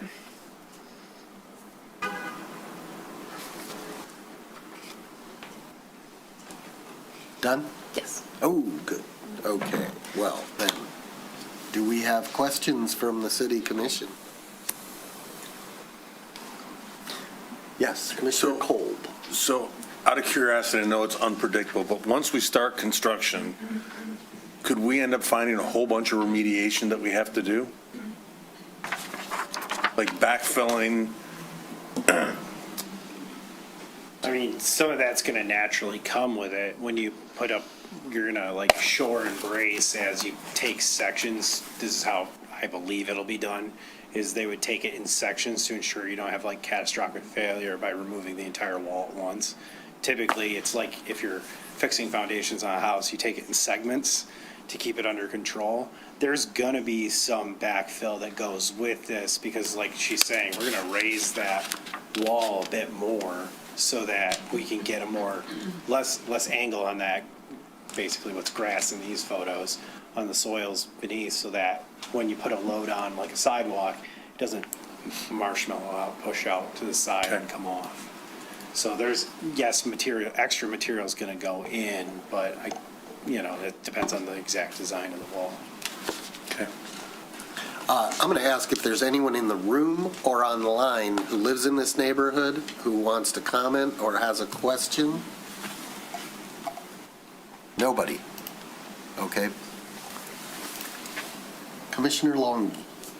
So I have a couple of questions. The first one is that in the report, or the memo from the city engineer, it says it was recommended to replace the walls as part of a future capital improvement project, and it references AEW's March 2023 report. But when you read the March 2023 report, it doesn't recommend fully replacing the wall. It says where the retaining walls are not leaning significantly and not affecting the cross slope and the adjacent sidewalk, such as locations 3 and 4, we recommend repairing the joints and spalls and just making it a routine maintenance program. It then talks about where the wall leaning is significant and the elevated sidewalk is tilted, where the cross slope is unacceptable. 2, 5, and 6, we recommend replacing the retaining walls and sidewalk. It talks about the needs for railing, but it also talks about an alternative in that section where the railing is to relocate the sidewalk down to street level. And it said easier maintenance, not needing a railing, just future issues, assuming that you can't cut down the large tree. So I want to know, why are we recommending replacing the entire thing when that's not what the AEW report calls for? And whether we ever seriously considered relocating that sidewalk so it's not so high up in the air. So the first portion of that, the hard part you're going to run into, if we replace sections of the walls like they did in 1991, someone will be back here 20 years, maybe even earlier, to repair other sections of the wall. That's a concern from a maintenance standpoint, from engineering department, also Department of Public Services, that if we don't replace the wall at one time frame, it's going to keep coming back every 10, 15, 20 years that it needs replacement for it, type of a deal. Also, too, what you run into is tying a new wall into the old wall. Since we don't have the drawings, we don't know how the original wall was built. So to be able to tie back to existing would be difficult, probably a lot of time and material to be able to make that completed in the field itself. As for the location to lower the sidewalk down to the wall, Noah Faust did the design of the retaining wall itself. They did look at that location, but the problem you ran into, you had to go further back on private property to get an easement to be able to build the wall, back behind the sidewalk itself. Also, too, what you run into is the current sidewalk width measured today only, was it 40 inches? Yeah, Where the railing's at between the sidewalk. So with that, you also run to the concern of making sure any brand-new sidewalk has 5 feet wide width in that location, and the proposed retaining wall design does have that. And why we wouldn't put the sidewalk down on the road edge is kind of the same reason it's in some of those spots as that. Although it's not as extreme, the wall is starting to lean, so you'd be putting the sidewalk right next to a leaning wall. And we're not huge fans from a pedestrian safety of doing what's called a carriageway, which is where you put a sidewalk immediately adjacent to a road edge. In this case, you'd have to build in a curb, so it's a lot more invasive to put it in. And I don't believe the width in the area where they were kind of recommending that of the road really would allow for two-way traffic once that's done. So that would then change. We'd have to have signage changed for traffic control measures, that sort of thing. So Noah and Faust did look at that design? Yes. Okay. And it's not their opinion that that's not the best practice? Correct. I have a further concern about the design of the new wall, based on the reference that was in the report, that it's going to look like what's at Reading and Old Salem Court. That is a split-face block wall with a stone cap, like a landscape wall. And that is not in keeping with the aesthetic in the area. We call this a historic area. I don't think it was formally a historic district, but it is a historic section of town. And when a homeowner wants to make an improvement on a historic property, we make them match materials and appearance for what is there already. So I'm not sure that the neighbors know what it's going to look like, because there's not pictures in here. We had to go to Google Maps and look at Reading and Old Salem Court. And it is, new and modern. It's block. Like I said, it looks like it's a 3-layer landscape wall. I don't see how that's going to look really tall. And I want to know whether, I'm not sure I think that that's an appropriate design to replace these walls in this area, it's going to change the character and feel of the neighborhood.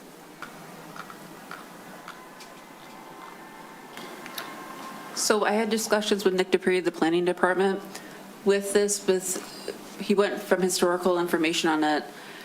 He's not necessarily considering it a historical wall because there's already been rehabilitation done on it and sections removed and replaced of it. Usually for stuff like this, he mentioned we probably look something similar in color for it to match existing conditions. And so with that, the proposed coloring does look like concrete itself. The problem we run into in Department of Public Services is probably going to run into, if there's a water main break behind the wall, right now if the water main breaks or a water service lead needs replacement between the roadway where the water main's located at and someone's service leads, they have to cut through the wall. The goal for using what is near Reading for essentially the split face wall is that someone could potentially remove and replace sections of it and not damage other portions of the wall itself. So a lot of it is also looking at utility and essentially if something needs to get removed and replaced in the future, Department of Public Services is not saw cutting a concrete wall and then having to try to figure out a way to be able to repair it in the future, to be able to make blocks to be able to get removed and replaced for it. Well, there's still going to be concrete behind the wall that you're still going to have to cut through. It's just not going to be visible because according to the plans, there's 3 different sections and the tall sections are concrete reinforced in the back, right? So there's certain locations where you've got a little bit of the concrete in the back, but that's in the locations kind of around this curve in this location where you have the sidewalk on top of the area that's integral with almost the wall, not necessarily in the areas with the green belt where we've got in these locations some utility leads servicing the houses.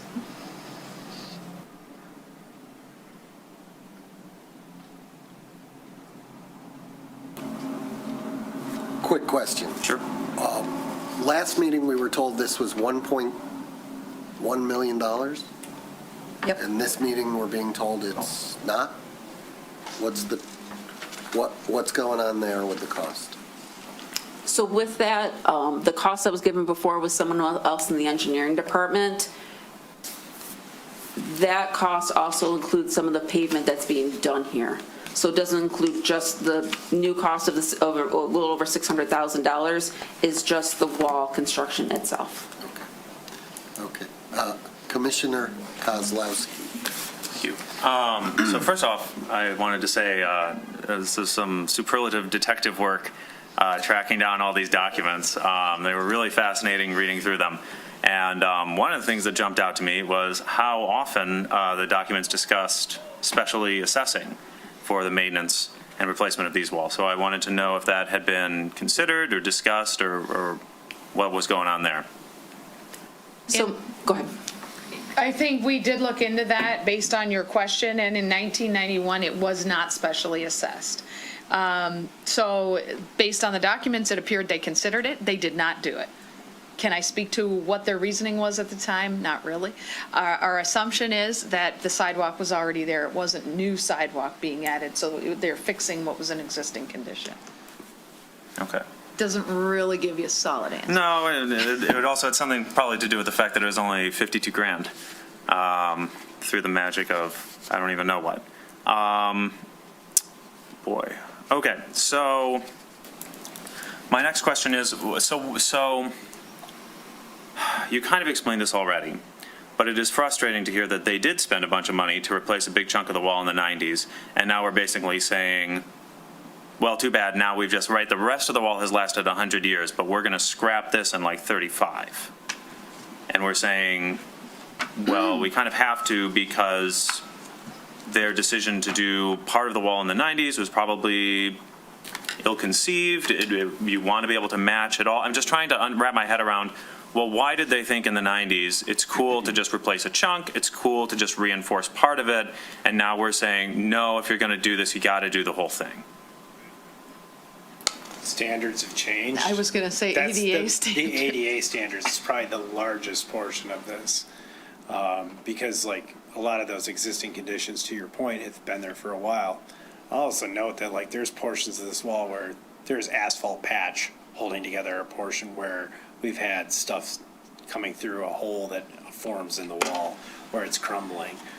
There's so many spots around this where it's like, you can tell they did minor patchwork. It's like a quilt out there. It's not one solid decisive decision. So they've been, I would assume over time, addressing the worst of the worst and not handling it uniformly to ensure that it's taken care of completely the right way. For hopefully another 100 years? Yeah. So, no. And then another question was, did we do some kind of like Paiser rating for the road? What, because I was also trying to figure out, because we're doing the road too, right? That's And I understand the concept that, well, if we're going to do one, we should do the other. And I was sort of wondering if one of these, if the wall was sort of driving the decision to do the road or vice versa.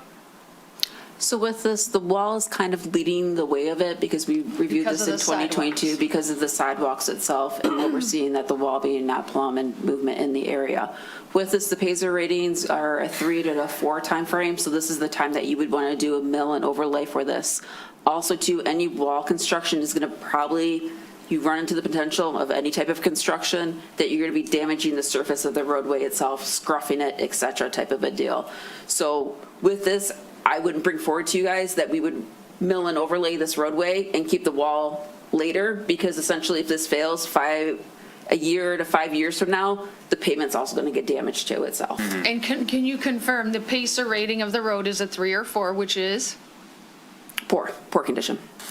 Yeah. It's also very low traffic. It's very low traffic. It's low traffic, and we're doing the whole neighborhood. We're not just doing the retaining wall stuff. Now, maybe the construction trucks would mess it up anyway. My apologies. Are you done? I can be done for now. You don't have to be, but. Yeah, I'm just, how many people actually use the sidewalk? It's like, Well, can I ask another question that's Yeah. related to that? Are you telling us that something here must be done? That we are obligated to do something about something? I think it's fair to say because Okay, we're on notice. What exactly are we obligated to do? What is the minimum that absolutely must be done here? And I'm not talking about, the potential for catastrophic damage to a wall. I'm talking about, because that's not, The sidewalk is not safe. It doesn't meet ADA standards now. We're on notice since '22 that that's the case. okay, so how much of the sidewalk? We're not talking about the whole neighborhood. We're Do you just- know how much of it? What exactly? It's quite a bit. I think it's the portion of Brookside that goes north, and you've got the area on Park, We're just west talking of the about a sidewalk, Yeah, right? west of the alley, we're So seeing is that- erosion and that part's tipping. So I would say from the alley, from the park, north, you're running into issues along Brookside and around the curve that they replaced in 1991 to this location right here. Those are probably the ones that you are seeing issues where essentially the sidewalk is, cross slope is more than 2%. So we would either have to fix the sidewalk or remove the sidewalk, right? To her point, does anybody actually walk on these sidewalks? We don't have ped counts for that But we're area. talking about spending a lot of money on a project, so I just want to, because I haven't made up my mind here, I want to understand what we have to do. We talked earlier about setting priorities and whether this is an $800,000 project or what it is. I don't see that road as being so terrible. I read the report. It said, when you get around to it, fix it. It didn't say everything needed to be done. Very concerned about the design. I think if we approved this tonight and you went in and pulled out that wall and put in the new wall, the neighbors would be freaking out, asking, that. I don't think anybody, there's not a picture in this of what it's going to look like. All we were told is go look at Reading. And are you telling us it's the same color as Reading, or you're going to do a different color than what Reading has? It's a slightly different color because the color on Reading, they discontinued. Okay. To So be fair, even it's if we not a were- beautiful wall. Even if we were inclined to do this, there is this, there's no question, there's pictures show this thing crumbling in certain places, that probably things absolutely need to be done, but there's a certain charm to this also, that you're going to wipe out, and you're going to put in something that looks like, a landscape wall. I have two additional Please. questions. So in this picture, are we expecting that any damage will be done to the trees that are that close to that wall? So part of that Department of Public Services, the forestry is reviewing the areas that trees might need removal. And this location, looking at this, probably these locations of these trees right here will need removal. And then there's going to be a review in the field of these two completed type of a deal. On Brookside, north of Park Street, on the east-hand side, there's going to be 2 trees removed as part of the project. And do the neighbors know this? Do the residents know this? Because stuff is going to rain down on us if they don't. So with this, we had the resident meeting. The one resident on Brookside, she was at that meeting itself. For this location right here, I would have to check to see if that resident was at the meeting or not. I did talk to the resident on Brookside at the resident meeting. I'm not sure in this location on The Park. resident meeting was for residents who had stairways, correct? No, resident meeting was for the whole entire 25-26 asphalt resurfacing program. So And is how anyone many- located how in this many location residents here showed up at in that? Pierce Street? I would say probably about 15 to 20. 15 people or 15 to 20? 15 to 20 properties. properties. And did you show them pictures of what it was going to look like? Yes. You did. You showed them, but you didn't show us. Nope, because I seriously was here late almost every single night this past week, trying to get things ready for tonight's meeting. Wait, you're telling us, you're up there testifying, that you showed the residents pictures of what the new wall would look like? Yes, I brought it up during Google Street View as the resident meeting. As for including it as part of this memo package tonight, with having 4 topics, including the workshop on tonight's meeting, I personally did not have time to copy and paste everything over from the resident meeting. That's okay. And there was no objections? There was no objections for the people who attended that meeting. And the notice went out to everybody in the area. I have one further question. Yes, sure. So in this picture, just as an example, there's several places where there's an upper wall along the sidewalk. What are we doing, if anything, about the upper wall? Are the upper walls or the upper stones being replaced? So the upper wall is not being replaced because that's currently on private property. With that, we do not have how that resident built the wall itself, so we made notes of it for the construction project to be able to remove the slab before we replace the wall in front to see how that retaining wall on private property is being held up. But there's a possibility that we would have to replace it, or it would get damaged, or it would slide down when the sidewalk's gone? I mean, there is a potential. Anytime you're dealing with a structural wall, there's always a potential that something could happen along the backside of it itself. With this, we did have a post bid meeting with the 2 lowest responsive bidders itself, and with the one that we want to bring forward to award for the contract, they have phased the whole entire project to make sure to try to protect as much of the private property as possible. But if it's a special treatment and it belongs to the property owner, right? Is it? And it's close, either on public property or close to? It's on private property, the upper wall. Okay. But, So this They have to location, this wall back here is on private property. So we don't have details of how this got installed back, I think this house was approximately 10 to 15 years ago. Mm-hmm.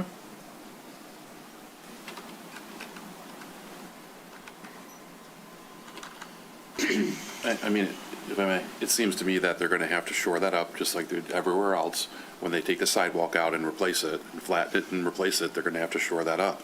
And, you know, I guess the question that is out there is that taken into account in what the estimate is for this project? Or is there a possibility you're going to come back to us and say, we got to shore that wall, it's going to cost more than we thought it has. We hadn't looked into that fully. the private wall? The private wall, they're stacked, it's stacked large stone, right? But it's obviously sitting on or next to the sidewalk. Right. So you remove the sidewalk and build another sidewalk, you're going to have to shore it up during that process. Once the new sidewalk's back in there and the new wall's in there, it'll shore it up. But that sidewalk is not flat. That's part of the phasing that she's talking about. Yeah. And typically with this type of thing, you'd put in the lower wall first so you can establish your grade more, then you'd finish removing the sidewalk. That sidewalk's 4 to 6 inches thick. Right. They probably would not need to shore that up at that time. They'd be able to, because that's minimal amount of ground being removed in that portion. But that, again, is part of what they're quoting when they say they're phasing it, is how exactly they're going to approach that to ensure that that's staying as is. That brings out one more question, if I may. So the vegetation that's there, is that going to become grass or something more stable as part of the project? I mean, if you don't. Yes, it'll go back as grass. It'll go back as grass and. Yes. Okay. I have a quick follow-up on that. Sure. And I apologize, I'm sure this is in there. Are we going to make the walls taller? Because like right now, right, we have this issue with the erosion in between the sidewalk and the wall. And it seems to me, well, if the wall was just as tall as the sidewalk, you just wouldn't have that problem. It wouldn't matter what you planted there.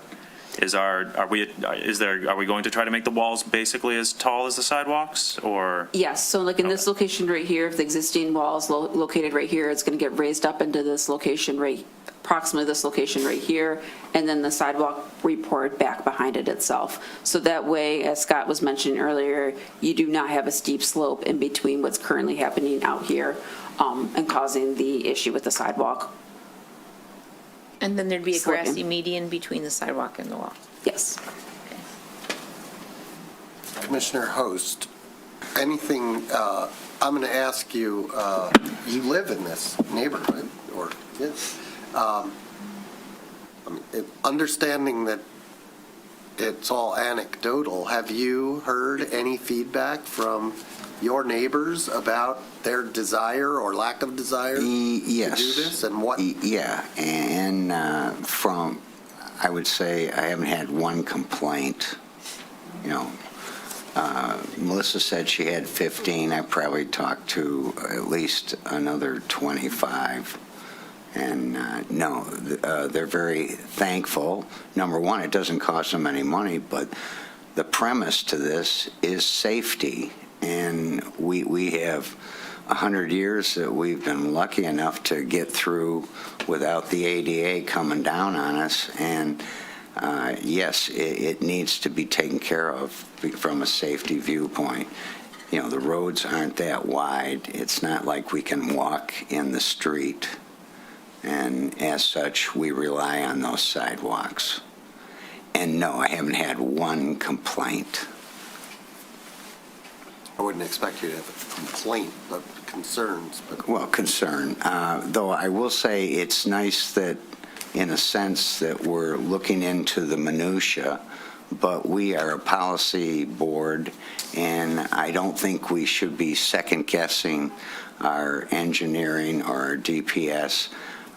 This is what we pay them for. The only direct report we have is the city manager. Okay, so can I hold you to that? Sure. Okay. For any future topic. Certainly. Yeah.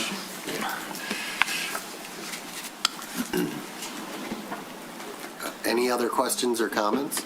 Any questions or comments from the public? Okay. Me? What? Go ahead. No, go ahead.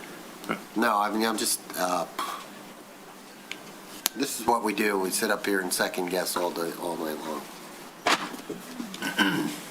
I don't think we have enough information. And please, what information do you think we need? Because I think the aesthetics thing about this community, I think, Commissioner Long, you're 100% right. It gives it its own neighborhood feel. And I think that's one of the wonderful things about the various neighborhoods in Birmingham. And you take that away and you put some sprayed white concrete or even the stacked concrete, it's going to take away that kind of quaint old neighborhood. So I'd like to see what it actually does look like. If the residents have seen it and we haven't, I don't know how we can make the decision without seeing what it's going to look like. Is that something you have if we table this?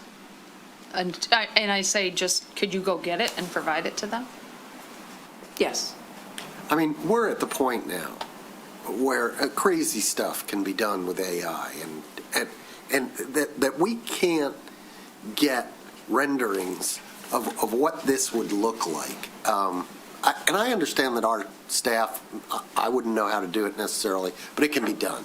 And it can be done pretty easily. You see some of the crazy stuff that people come up with, in 5 minutes, prompting AI.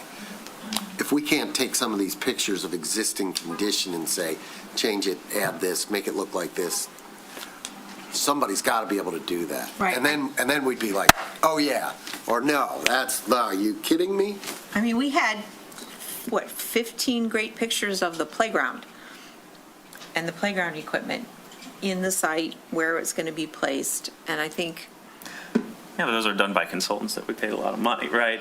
Yeah, but it's not that complicated. It really isn't.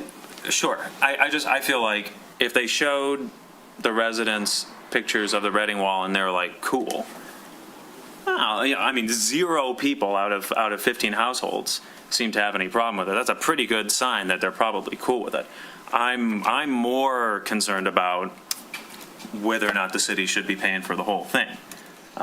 There's a lot of back and forth. Tonight we didn't end up voting on it, but we are on the cusp of charging a lot of residents a lot of money to fix their streets. 85%, 50% for streets that we know mostly get traffic from other places.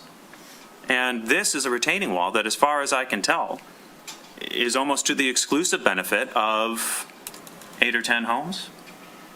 But we're gonna foot the entire bill for that? Like, I just don't see how we can justify that to any of the residents that we levy special assessments against.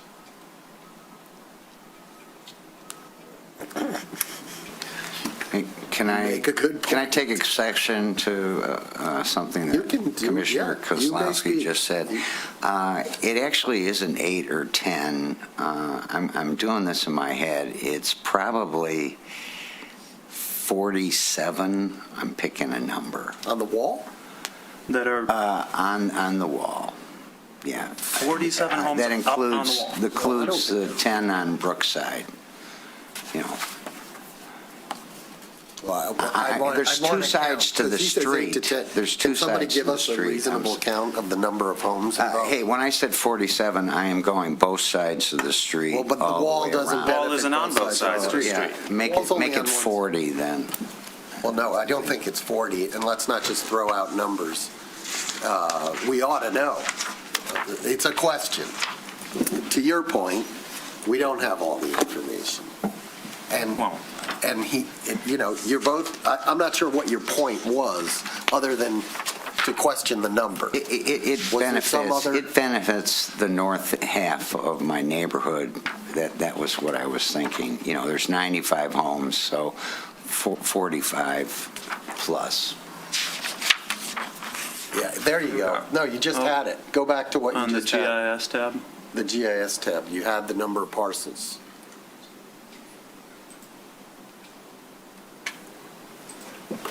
There. Just count the number of parcels. 4, 5, 6, 7, 8, 9, 10. I count 11. Okay. In that circle. And then, because the Brookside wall doesn't go the entire length of Brookside, right? North of Park. It's just like a couple of homes.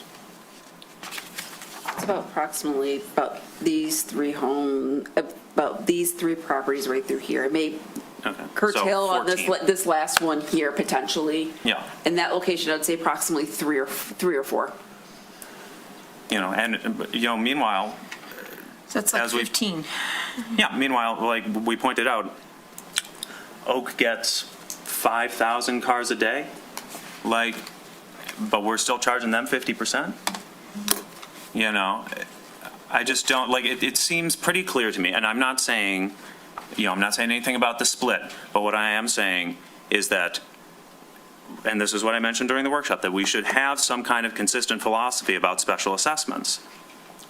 Because it seems to me that the benefit of this project is going to accrue almost entirely to the people who are adjacent to it. And yet we are not asking them to contribute a dime outside of their normal property taxes. Well, let's discuss for 1 second, or have everybody's free to opine on what the benefit of this wall is. What good is the wall? Is it make room for the street? Is it good for the street by pushing the dirt to the side? Without it, we couldn't have a street? Or is it good for the property owners because it holds their property in? The answer to that is both. Because if Well, what if the wall wasn't there? So what if we didn't have a wall? You'd have to go way back in time, and you'd hope the hill got graded differently. But No, right now, if you took out the wall and you said, property owners, sorry, no more wall, unless you want it, in which case we'll put it in for you. I'd probably have a bunch of sediment in the river that we're having to explain to Eagle as to why we let a landslide occur. Because it would likely go across down the hill into the river. Not to mention the road might not be passable. Because you'd create a slope that was too steep and you couldn't landscape it sufficiently. Yeah. You couldn't? I mean, I've seen pretty steep. Well, I mean, under current condition, I don't know the exact soil types in that area. That's why I use the frame of 45 degrees, is because that is a safe average of different types of soil that are there on what would fail.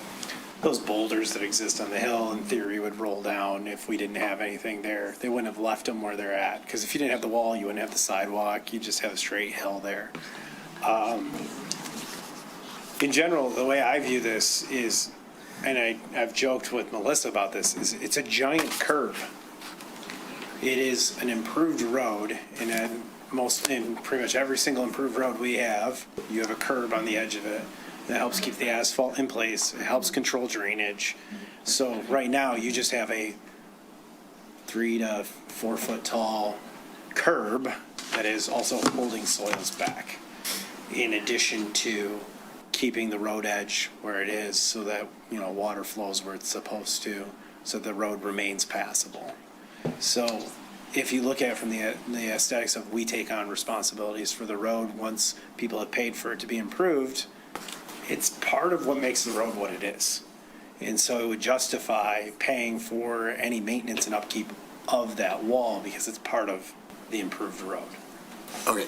Did he change your mind?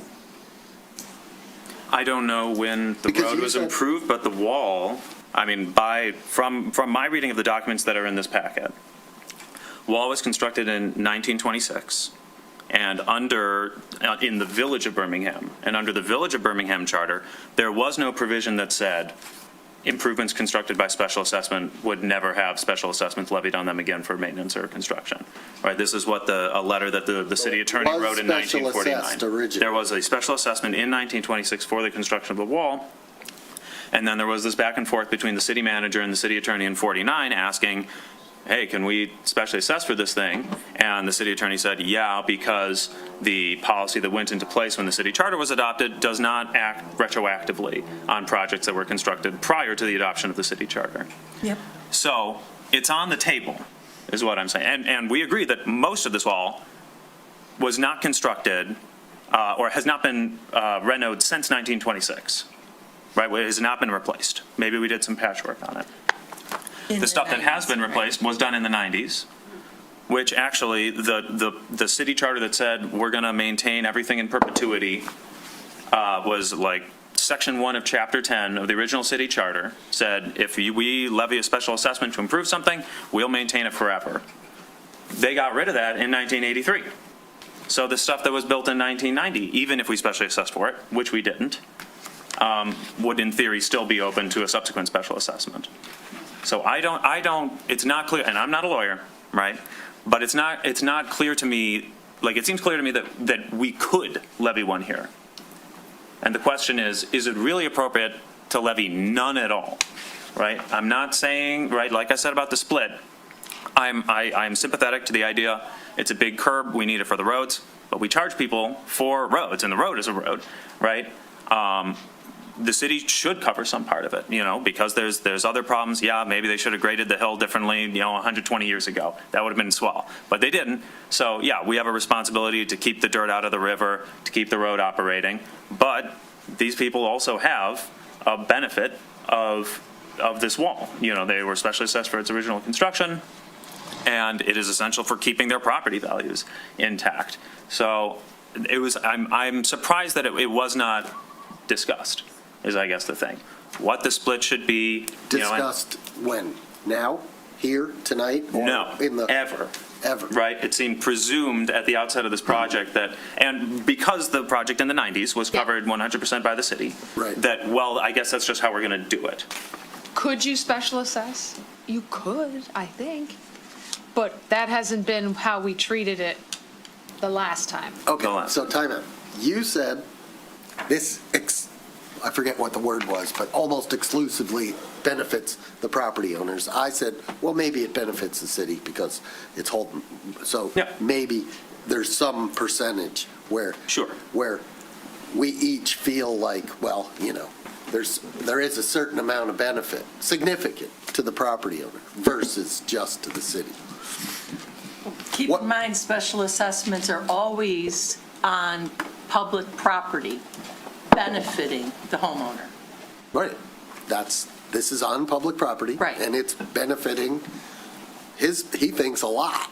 What I'm saying is you He don't thinks have to maybe not so attribute a much. percentage. Huh? You don't have to attribute a percentage. No, but as we A proportional value to the as we benefit. consider the notion of special assessing for this, we naturally have to, consider that.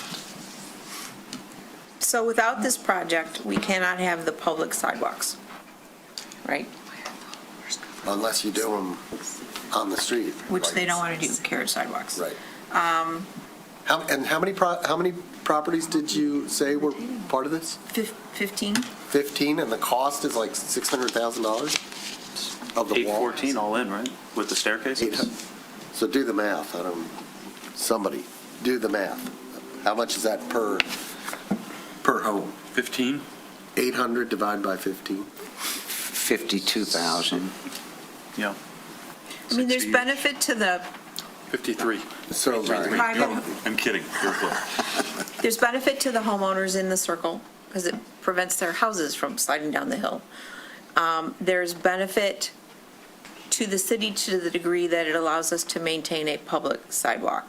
There's benefit to the city to the degree that we consider that Little San Francisco is a unique feature and character of the city. And, if I liked the design of the wall, which I don't, I would say that there's benefit to the city to maintaining that unique architectural feature in the city, and maintaining the character of Little San Francisco is one of the things that makes Birmingham interesting and livable. I mean, it's a topographic feature that needs to be maintained.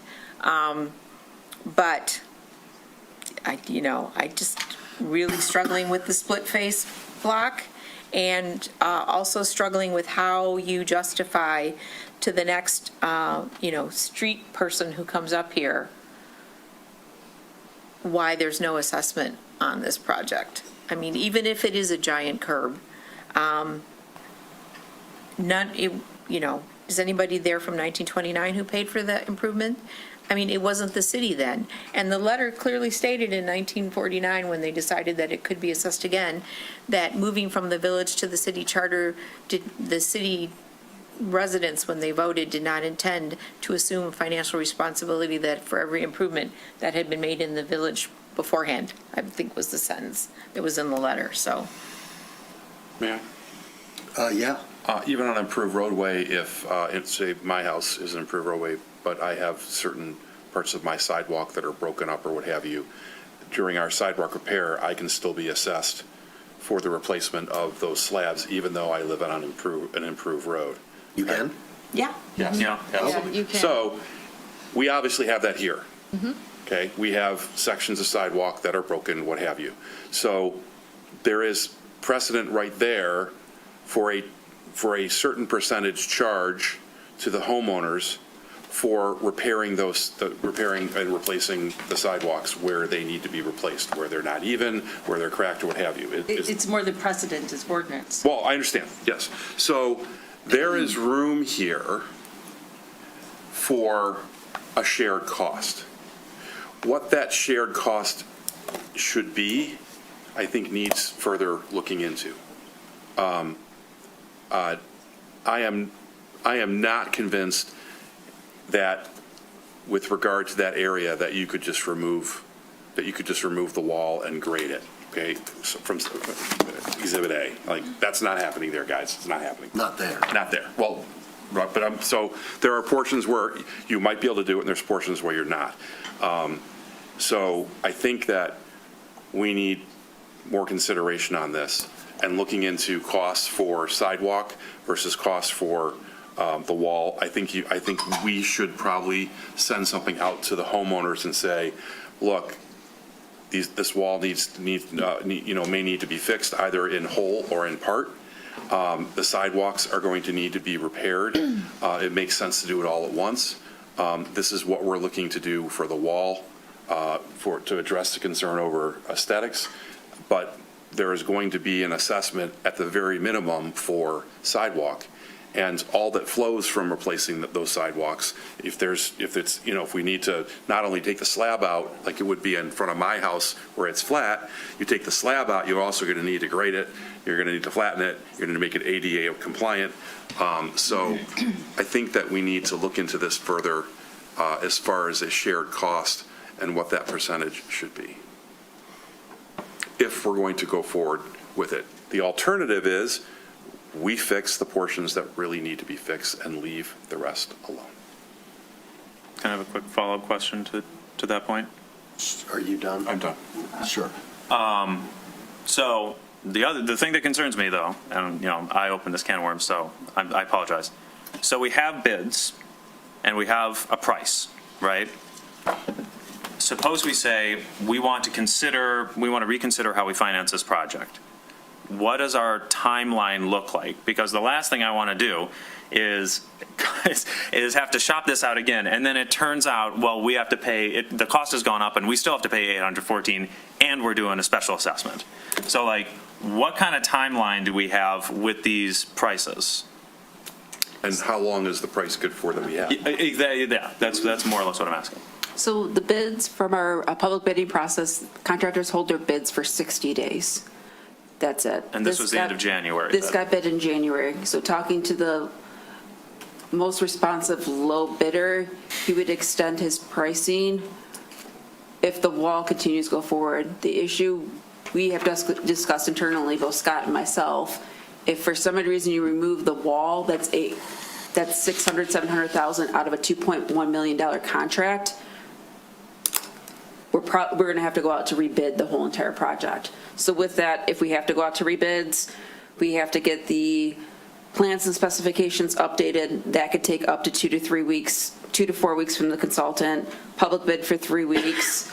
And then usually it takes about a month after that, once we get the bids back, to have them execute the contract book and bring it forward to a city commission meeting. So you're looking at about a 2 or 3 month delay if we had to go out to rebids. But if we're saying all the streets in the resurfacing program, or just this? It would be all the streets in the resurfacing program. But if we're saying, no, we're happy with this project, we're just not sure how we're going to pay for it, is there some way to get the ball rolling and deal with the money problem later? So do you mean to approve the improvements and hire them to do the work and then do a special assessment potentially at a later date to That's kind of my recoup question. some of the money? More or less, yeah. If we're concerned about, and I am concerned about costs going up and up and up and up, I would rather lock in a price and then quibble about where those dollars come from, rather than risk, as I said, kicking the can 3 months down the line turns into 6 months somehow, and then, oh, what do you know, the prices have gone up 20%, and now we have to do a special assessment just to get back to where we were. That would be just the worst possible combination. So I'm hoping to avoid that. Well, if you want to avoid that, what you do is you charge them for the replacement of the sidewalk, and that's the part that we're going to get reimbursed, and we're going to move forward. And we say, That's really minimal. and we basically say the ordinance says that we charge people for replacing sidewalks, and we're replacing your sidewalks, so we're going to charge you, and then that's sort of no special assessment necessary. This is just, or at least no public hearings and stuff. This is just what we always do. Sidewalks are like $40 a square or something? Well, that's when it's flat, right? Not when it's tilted and needs, right? That's they cut it out, they put a wood frame in and they pour it again. Not when it's like this, on the side of, Right. right? You left us the part about wrecking your lawn. Yes, and wrecking your lawn. The manager and I were talking about whether or not you could do the special assessment later, and there is some fine points as to what has to be presented regarding the cost and those things, and I don't want to answer that on the fly because there's some, devil in the details in our ordinance. But as far as the bids that are open, there was 2 bidders, correct? There were 3 bidders total. 3 bidders. So we could go to each bidder. You would go to each bidder at the same time, so they're aware of all of that. That each person is going to be asked the same question, and that would be, will you hold open your numbers for longer than 60 days? Tell them a date certain, because we are questioning how to finance this project. As long as all 3 are asked at the same time, then we would be in line with the competitive bidding process. And then Mary could do her research to determine if we could, in fact, approve this and do the special assessment next. Or if you'd have to get that ball rolling, and so you would need to determine pretty quickly, like by the next meeting, if that's what you want to do. Alternatively, could we take the entire Little San Francisco piece out of the project, the overall project? And the bid And changes. say, let's do this? Yeah, well, yeah, I don't know, that's the question, yeah. If I may ask questions. So when you did the bidding, that was for the entire city's asphalt resurfacing program? Yes. And you listed each and every street and what would entail? We lumped together anywhere that would have mill and overlays for it. So there's certain divisions on the project. One division includes one of the Springdale Golf Course to be removed, or have a mill and overlay done to it. One of the other divisions includes Cold Street to have a mill and overlay done to it. So it just depends on the divisions of what got bid. No, but in the RFP? And the RFP was for every every a single street. street? Yes. How many responses did you get? 3 bidders. Same 3 that want to do the wall? That It's all part of that are one. bidding on the whole thing. Bidding on the whole project. Including the wall. Including the wall. I think what you're getting at is, did they itemize, right? Yes. Was this part of the project sufficiently itemized? That it can be isolated. That it can be isolated and maybe removed? But that may change their overall bid.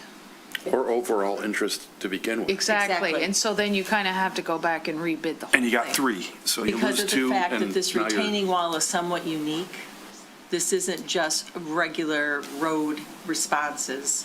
The responders took into consideration whether or not that they would want to do this wall business, which is different Yeah. than regular. And you might have So had that some may people that didn't bid change because they didn't want to do the wall. Right.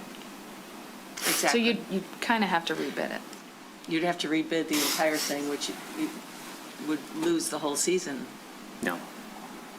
So I think the better question is whether or not they would hold open their prices, ask them, all 3 of them, if they would hold the prices while we determine how financing will occur for this one project only. And you would have to ask all 3 that question at once. And then by the next meeting, we'll have all of this laid out as to when and how a special assessment could be done after the fact of the bids being awarded and the project started, or not. And then you'll have to decide if you want to do this special assessment on this area or not by the next meeting then. So was this included in the Cape Seal contract we just awarded, that we just voted on? No. No. Okay, got it. Because this is asphalt resurfacing, right? Yes. Okay. 2 questions on that order? Sure. If we were to wait until next meeting, and/or potentially, the delay could be 2 weeks or it could be 4, is that going to push these other projects back for this season? It affects my golf course. We were hoping to have that be the first project that got done. It doesn't impact play and use of the parking lot as we start the season. Okay. Or Mayor, how about we take a 15-minute break and let me read the ordinance and see what guidance I can give you on the fly. Can we just adjourn this and move on to other stuff? There are people waiting, and we have other things. So what's the proper procedure for setting this aside momentarily and getting some motions to meet in closed session and communications and other stuff? A motion to temporarily table. Okay, motion temporarily table? Second. No. Somebody give me the motion. I'd like to make a motion to temporarily table this item. Second. All those in favor? Aye. Okay, let's move on to G, item G and H. Commissioner Kozlowski, could you give me a motion on item G, please?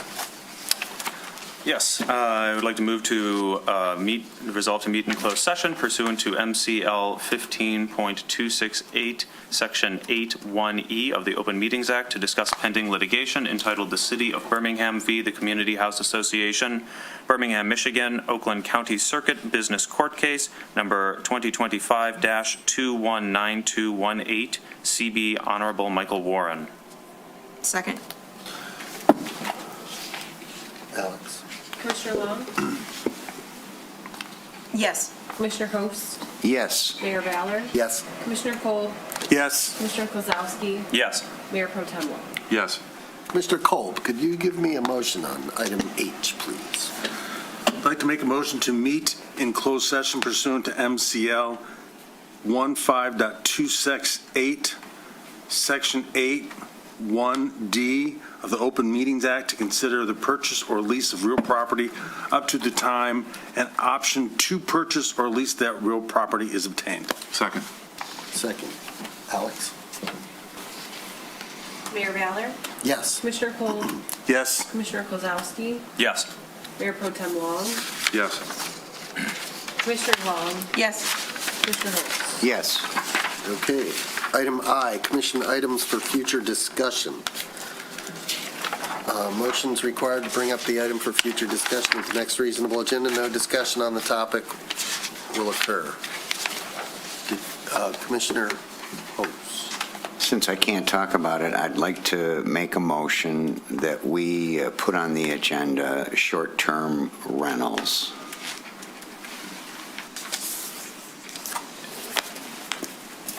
Okay, that's a motion. Second. Motion and second. Discussion, do we have, we're not going to discuss short-term rentals. I'll discuss the motion. The motion is 3 words, short-term rentals. To me, that isn't sufficient for something for me to feel comfortable voting. Yeah, but we're for not or allowed to against. talk about it. I mean, Well, we're allowed to construct our motions in a manner that allows other commissioners to understand what it is that you want to talk about. But the motion right now that has been seconded is short-term rentals. That's the motion. Commissioner Long. I'm going to say that I'm not going to support because we have had a thorough discussion with the city attorney on this topic previously. I believe we are all well aware of what the city legally can and cannot do under current law, and we have been assured that this issue is been addressed under our current rental ordinances. Okay, anybody other comments? I would say that I'm open to discussing something, but I would need the motion to be more specific. I don't know what exactly we're trying to talk about here. Yeah, and I would not support the motion based on. can I amend the motion? You'd have to get the guy who seconded it to withdraw his second. I'll withdraw so you can amend, Okay. sir. Let me amend it to say short-term residential rentals in our neighborhoods. Still, I'm sorry, what is that, what do you want us to discuss? You want us to have a discussion of short-term rentals of properties in our neighborhoods? Just to Yes, talk about it? And to discuss the fact that it's demeaning to the neighborhood, it's degrading to the property values, and it causes all kinds of problems that the neighborhood doesn't need to have. Okay. For example, LLCs buying residential property as an investment and turning it around as a short-term rental. May I? Wait, that's a motion. Do you have a motion? Do you have that as a motion? I have some of the stuff roughly written down, but we've got very messy with the amendment and then.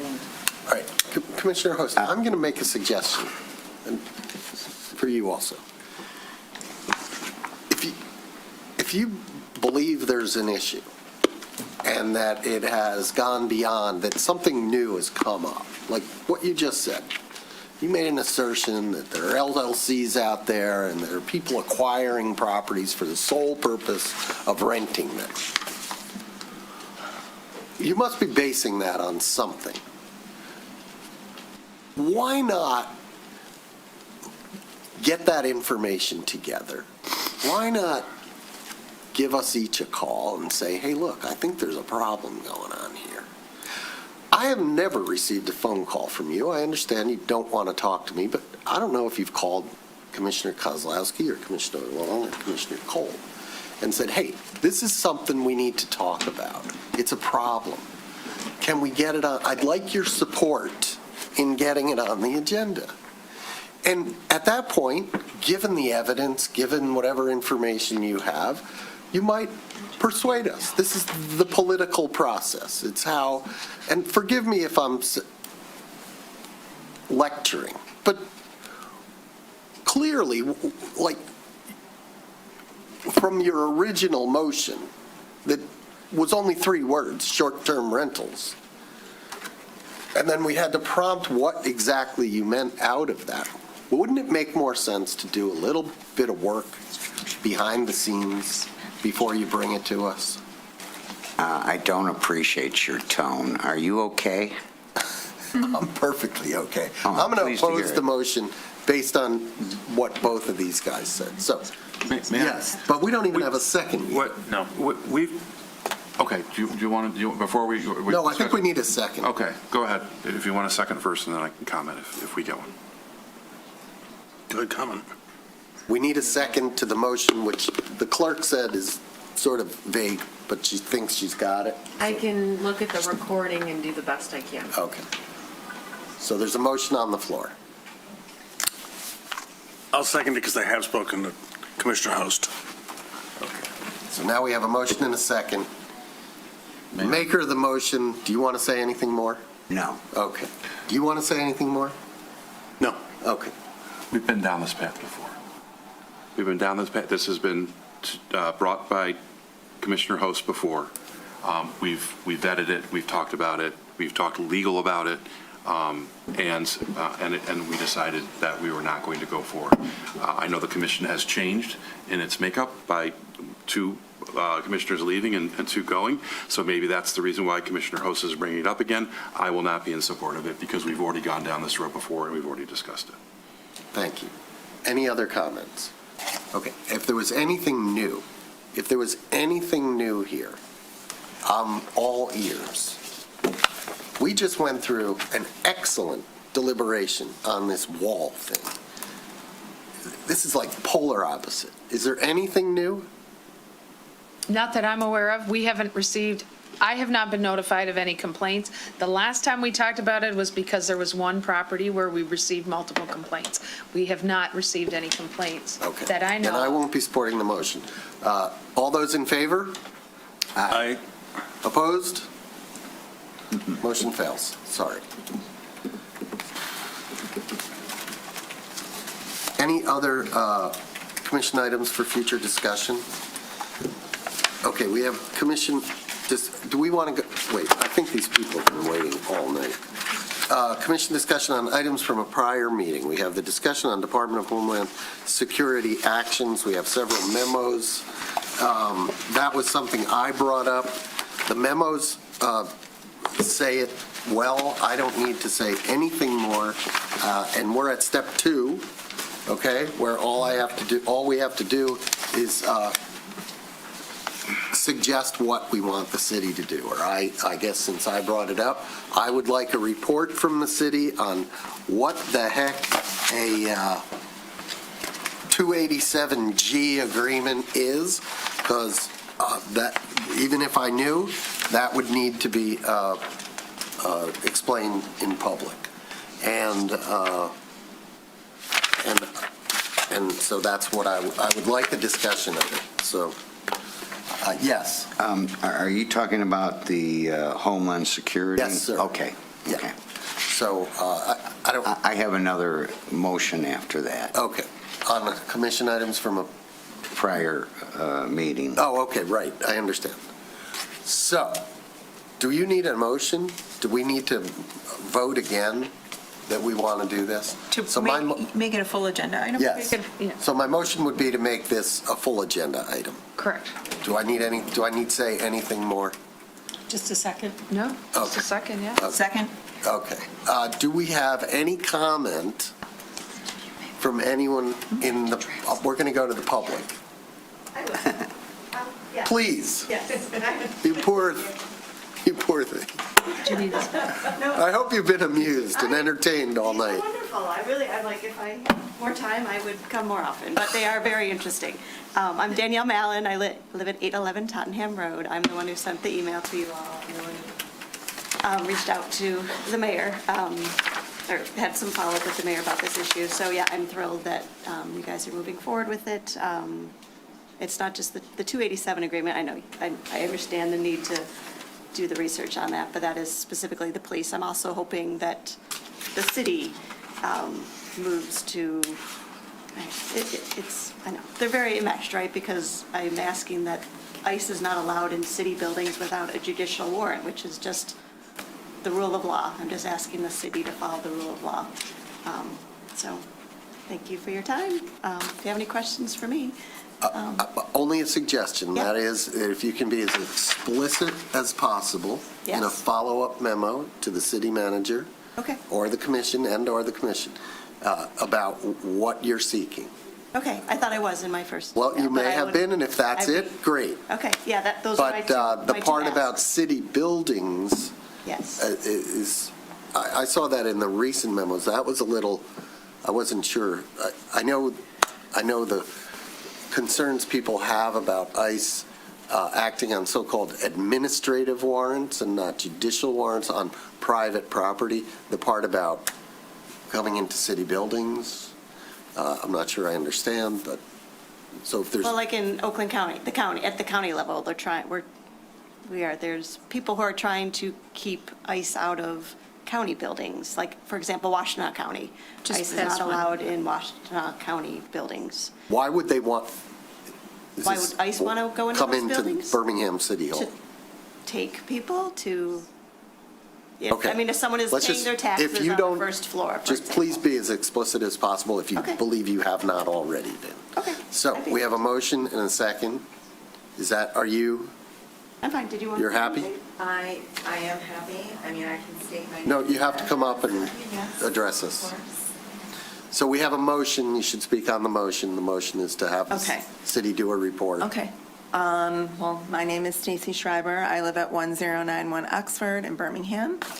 And I am here to support this motion that the city take a proactive stance about ICE and the 287 agreement, which would be between ICE and the police department, which we don't want to have. I have a question, if that's okay. Well, you can ask it. I can't guarantee we'll Okay, answer it. because this is all new to me. I don't know Right. how everything works, but, so I do hope that some people that couldn't make it here tonight did send emails. Is that a good way for citizens also to? Sure. Okay. We got a few. We- Right, and they're in communications. We got one from Jennifer Bailey, one from Andy Schreiber. That's you. And Shelley Weiss. And Shelley Weiss. Shelley Weiss. I know her. Hopefully there'll be an influx of more, which is what we're trying to do. So, thank you. You're welcome. Thank you. Any other comment online? Raise your hand. Okay, all those in favor?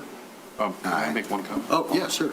Just for the benefit of those who don't know, a 287 agreement is an agreement between ICE and local police that the local police will assist them during their normal policing activities to identify individuals who could be potential candidates to be deported.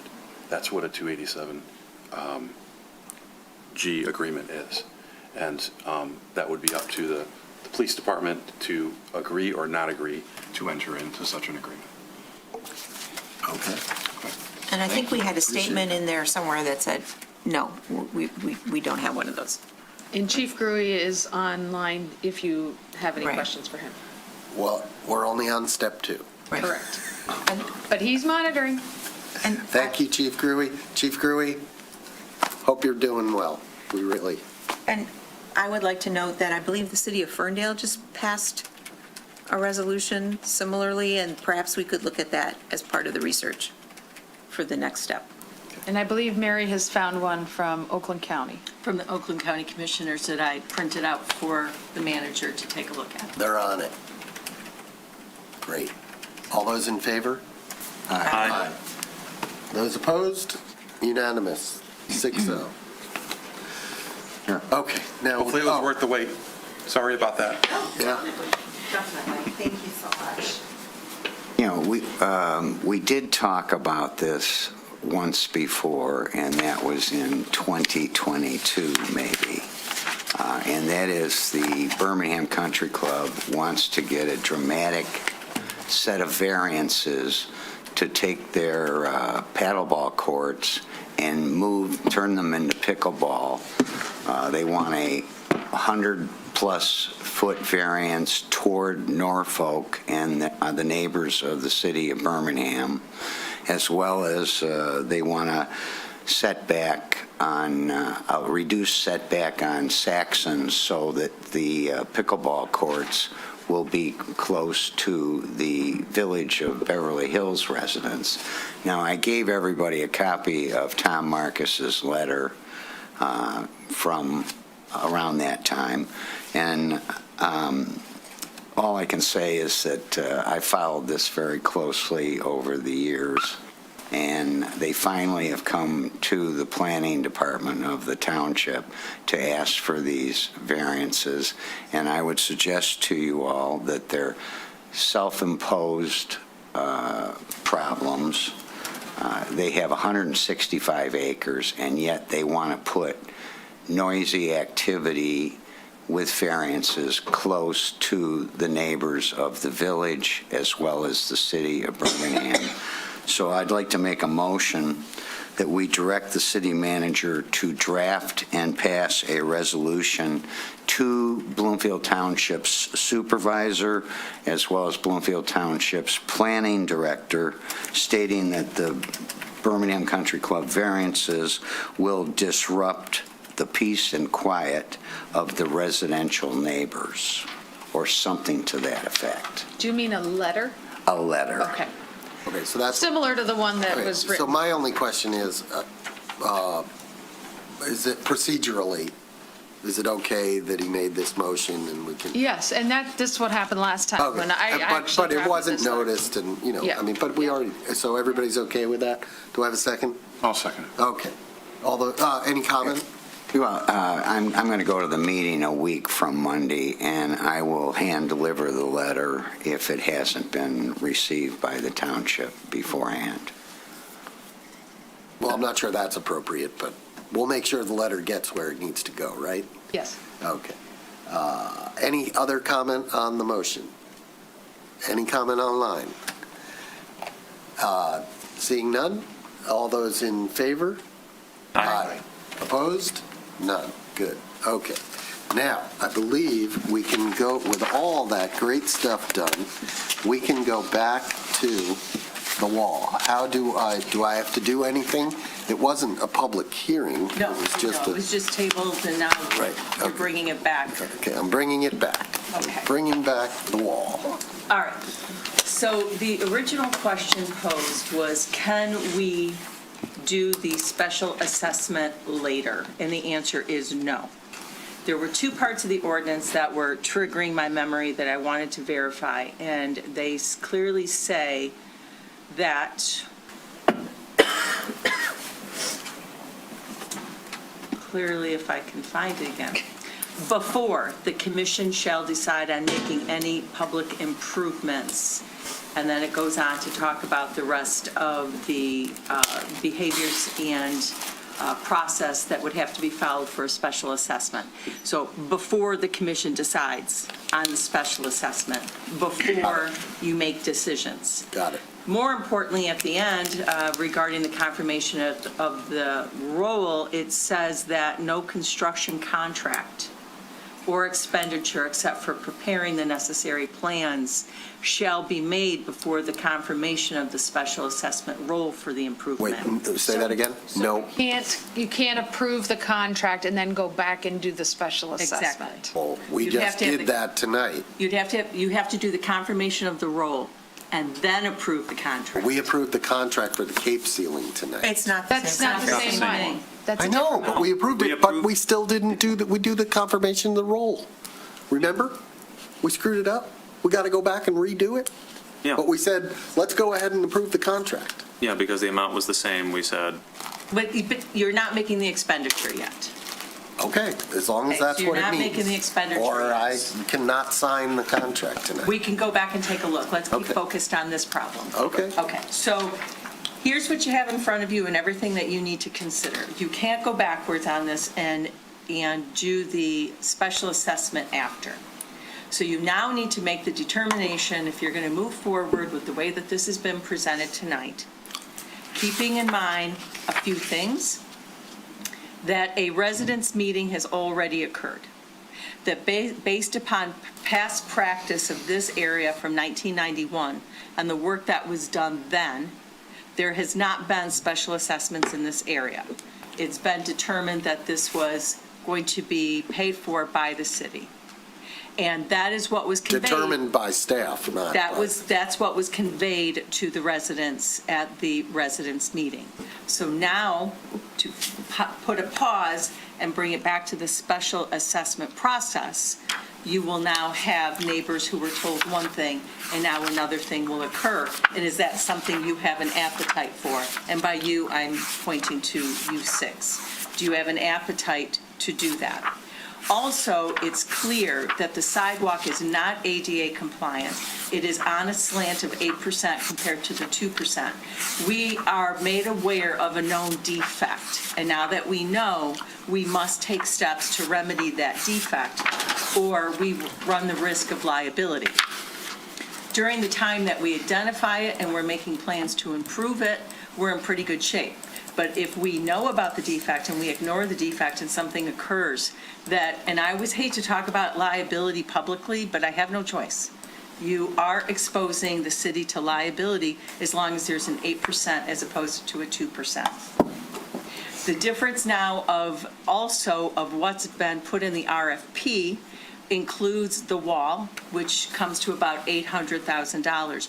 You cannot pull that out, because then it will disrupt the entire RFP and bidding process, which will, if you pull that back, you will have to start fresh, and now you have disrupted the entire 25-26 road, or not Cape Ceiling, help me. Asphalt. Asphalt resurfacing projects. So, all of that said, if we were to try to hold the prices, you run the risk that these three bidders will say, no, we're not holding anything. We need to know what our future holds. We need to plan our projects and not hold their prices. So then you run the risk, if you have to go back out, the prices now go back up. And it's probably hypothetically possible that given what has currently happened to the price of oil and crude, that all the prices are going to go up. Yes. I would not want to rebid this. You can guarantee. Yeah. So I'm just, this is an excellent example of everything we talked about under the workshop, that we don't see anything until it's already designed and it's a 4-alarm fire because it has to be approved tonight. And that is we don't get to fulfill our deliberative role. We don't get to do the due diligence and raise and have addressed issues when it has to be approved tonight. And we didn't see it till the Thursday prior, and so that is exactly why, capacity to spread this process out would be a good thing. Because now this is like, a Solomon's decision. The counterpoint to, which I don't disagree with you, but the counterpoint to that is that you bundle everything together and you take it out for bid, and you get bids back again. You take this alone and you bid it out, and you might not have anybody interested in doing it, or if they are going to do it, they're going to do it at a double cost because they got to bring their trucks out. They got to do. I'm just saying. That's not a counterpoint to what she said. Well, it is a counterpoint. No, the counterpoint would be, they should be able to go ahead and do all this work and make all these plans and bring it to us and say, do it or don't, I'm just saying the reason why it was packaged all together. Sure, package it, but they could have brought it to us a long time ago and talked about the wall, talked about who's paying for it. They deliberated. Somebody decided that 1991 was a precedent, and we weren't going to charge them, and then we went to the residents. They had their meetings with the residents. Also, so in city staff's defense, because I did some poking around, as you probably can tell at this point. There's not a ton that talks about the wall, but last year's January 2025, and maybe even 24, the long-range planning meeting does mention that the asphalt resurfacing program will include this neighborhood and wall. But the word wall does not appear, as far as I could tell, in either of the budgets. It's not broken out. There's no cost item. There's certainly no discussion of whether it should be specially assessed. So I think that we all need to work together to figure out a new path forward to prevent this kind of situation. Because, it does feel like, we're here to make a decision, and then it turns out, whoops, well, there's actually almost no decision to be made. All the dominoes are lined up, and now all we can do is knock the first one over. So that's kind of how I feel about it. It's not going, and as I said, I really appreciate engineering putting all the resources together, doing all this research, doing all the designs, and I felt like they had good answers to all of our questions. I am not concerned really about the engineering elements of this project, and I'm not as concerned about the aesthetic elements. If a bunch of residents got to see what it's going to look like, more or less, and they were like, yeah, cool. I think we can live with that, and we kind of have to. So that's where I'm at. I think it would be, just going forward, when there are resident meetings and presentations made to residents, I think the commission should see them. And we usually do include them in the packet. Right. I think we should see them when the residents, I don't want to get it on the Thursday before. I just don't. I'd like to get as much advance warning as the residents get, at least.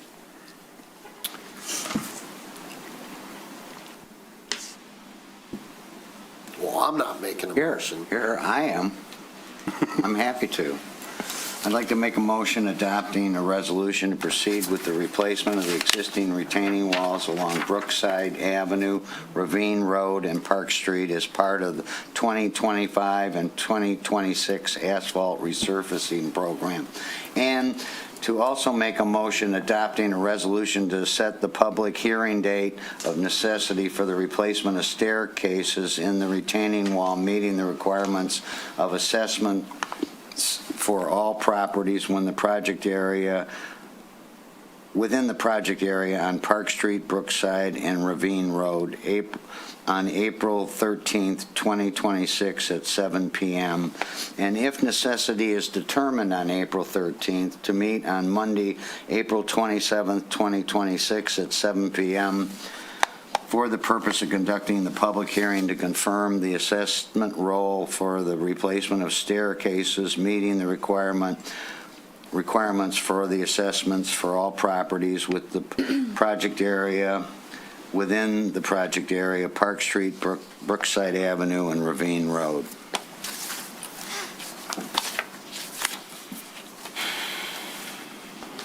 Second. Comment on the motion?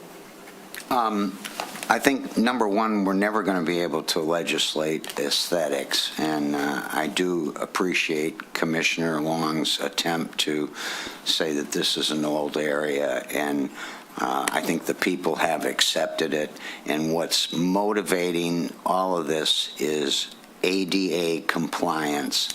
We are known to be out of compliance, and we have told the authorities we will take care of it. The authorities? Okay. Any other comments? Any comments from the public? If you're online and you want to make a comment, raise your hand. Nobody. Roll call, please. Commissioner Kolb, Yes. Commissioner Kozowski, Yes. Commissioner Therese Long, Yes. Mayor Pro Tem Long, Yes. Commissioner Hopes, Yes. Commissioner Ballard. No. Okay. And if I may, Mr. Mayor? Yes. Now that we got that settled, even though the ordinance says concerning the Cape Seal project, it says no contract or expenditure, but let's read it very literally, and please do not sign that contract until we confirm the roll in 2 weeks. I already gave it back to Melissa. Perfect. Okay. Thank you for finding that and bringing that up. Okay. All right. We have communications regarding ICE, communications regarding the Cape Seal program, communications regarding trees, communications regarding street conditions and maintenance. Under reports, commissioner reports, we have a notice of intention to appoint to the Housing Board of Appeals. Any other commissioner reports or commissioner comments? Let's just roll them all into one. I have a comment. Okay. For what it's worth, I have become increasingly disappointed with our post office. I have held my mail. I was out on vacation, as everybody knows, out of the country on my honeymoon for 2 weeks. I filed the appropriate paperwork. I have the confirmation email that says that my mail will be held, and it wasn't held. 10 days into my vacation, I had 10 days of mail on my front doorstep. There's nobody that you can talk to. There's nobody that you can call. You have to email. So when I was on my vacation, I did an email, and I finally got a call, and it was the most rude, unacceptable call. And even after I said, just please do your job and hold my mail like you said you would in the confirmation, they still didn't hold my mail for the rest of the time. This isn't just the first time this has happened, it's the second time it's happened. I have zero confidence in our post office, and I'm not the first one that I have heard from of our residents that have been very disappointed lately over our post office. I know there's not much that we can do other than to bring awareness to it, which is why I'm bringing it up tonight. I have been here for 31 years, and our post office used to be absolutely grade A, first class, amazing service. And it is completely the opposite right now. And I just want to raise it to bring awareness and to do whatever we can do to put pressure on whoever's in charge of running that office. I know it's somebody in the government, that this is unacceptable. And they may as well just put a burning red flag on my front doorstep saying nobody's home for the last 2 weeks, because that's what they did by having my mail delivered, even after I complained and talked to somebody about it. It's very disappointing. Ms. Kucharik, is there anything we can do? I mean, I know legally we have no power. Could we write a letter to the Postmaster General of the United States, whoever that is? We can write a letter to the Birmingham postmaster. We could? We could. Do we even know Do who we- that person is? Do we have any, do they have to listen? Not necessarily, but we can send How it. about we try honey instead of vinegar? I know Postmaster Blackshear, he's most responsive when it's election mail related, and that's about it. Yeah, there's Buy him numerous. a cup of coffee or There's numerous citizen complaints on Nextdoor about lack of mail delivery altogether. I haven't had mail in 5 days, you know. Maybe it's something we address offline. Yeah. But maybe it's somebody in the city who knows somebody who can be nice and say, hey, what's going on? So, sorry to waste your time from the fact that we can't not a change waste of something, but I do want to bring awareness to it because No, it's it has important. become just an incredibly disappointing experience. Okay. Any other commissioner comments or reports? We have nothing else. We have two standing motions, though. Two standing motions. Closed session. Closed sessions? Right, we have to go into We did closed them. session. Okay. Yeah, we already did those, so we just need to adjourn to closed session. So we're going to go into closed session.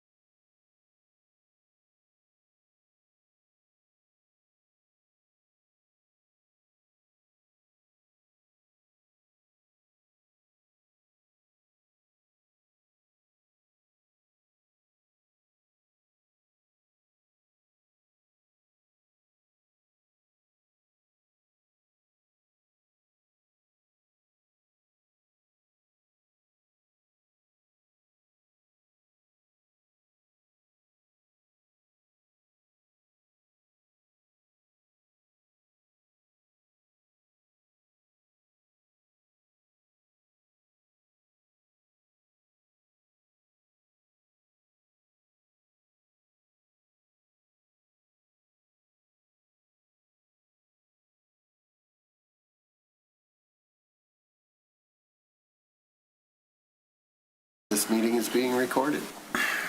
Hi, we're back in session, and I need a motion to adjourn. Motion to adjourn? Second. All those in favor? Aye. Aye.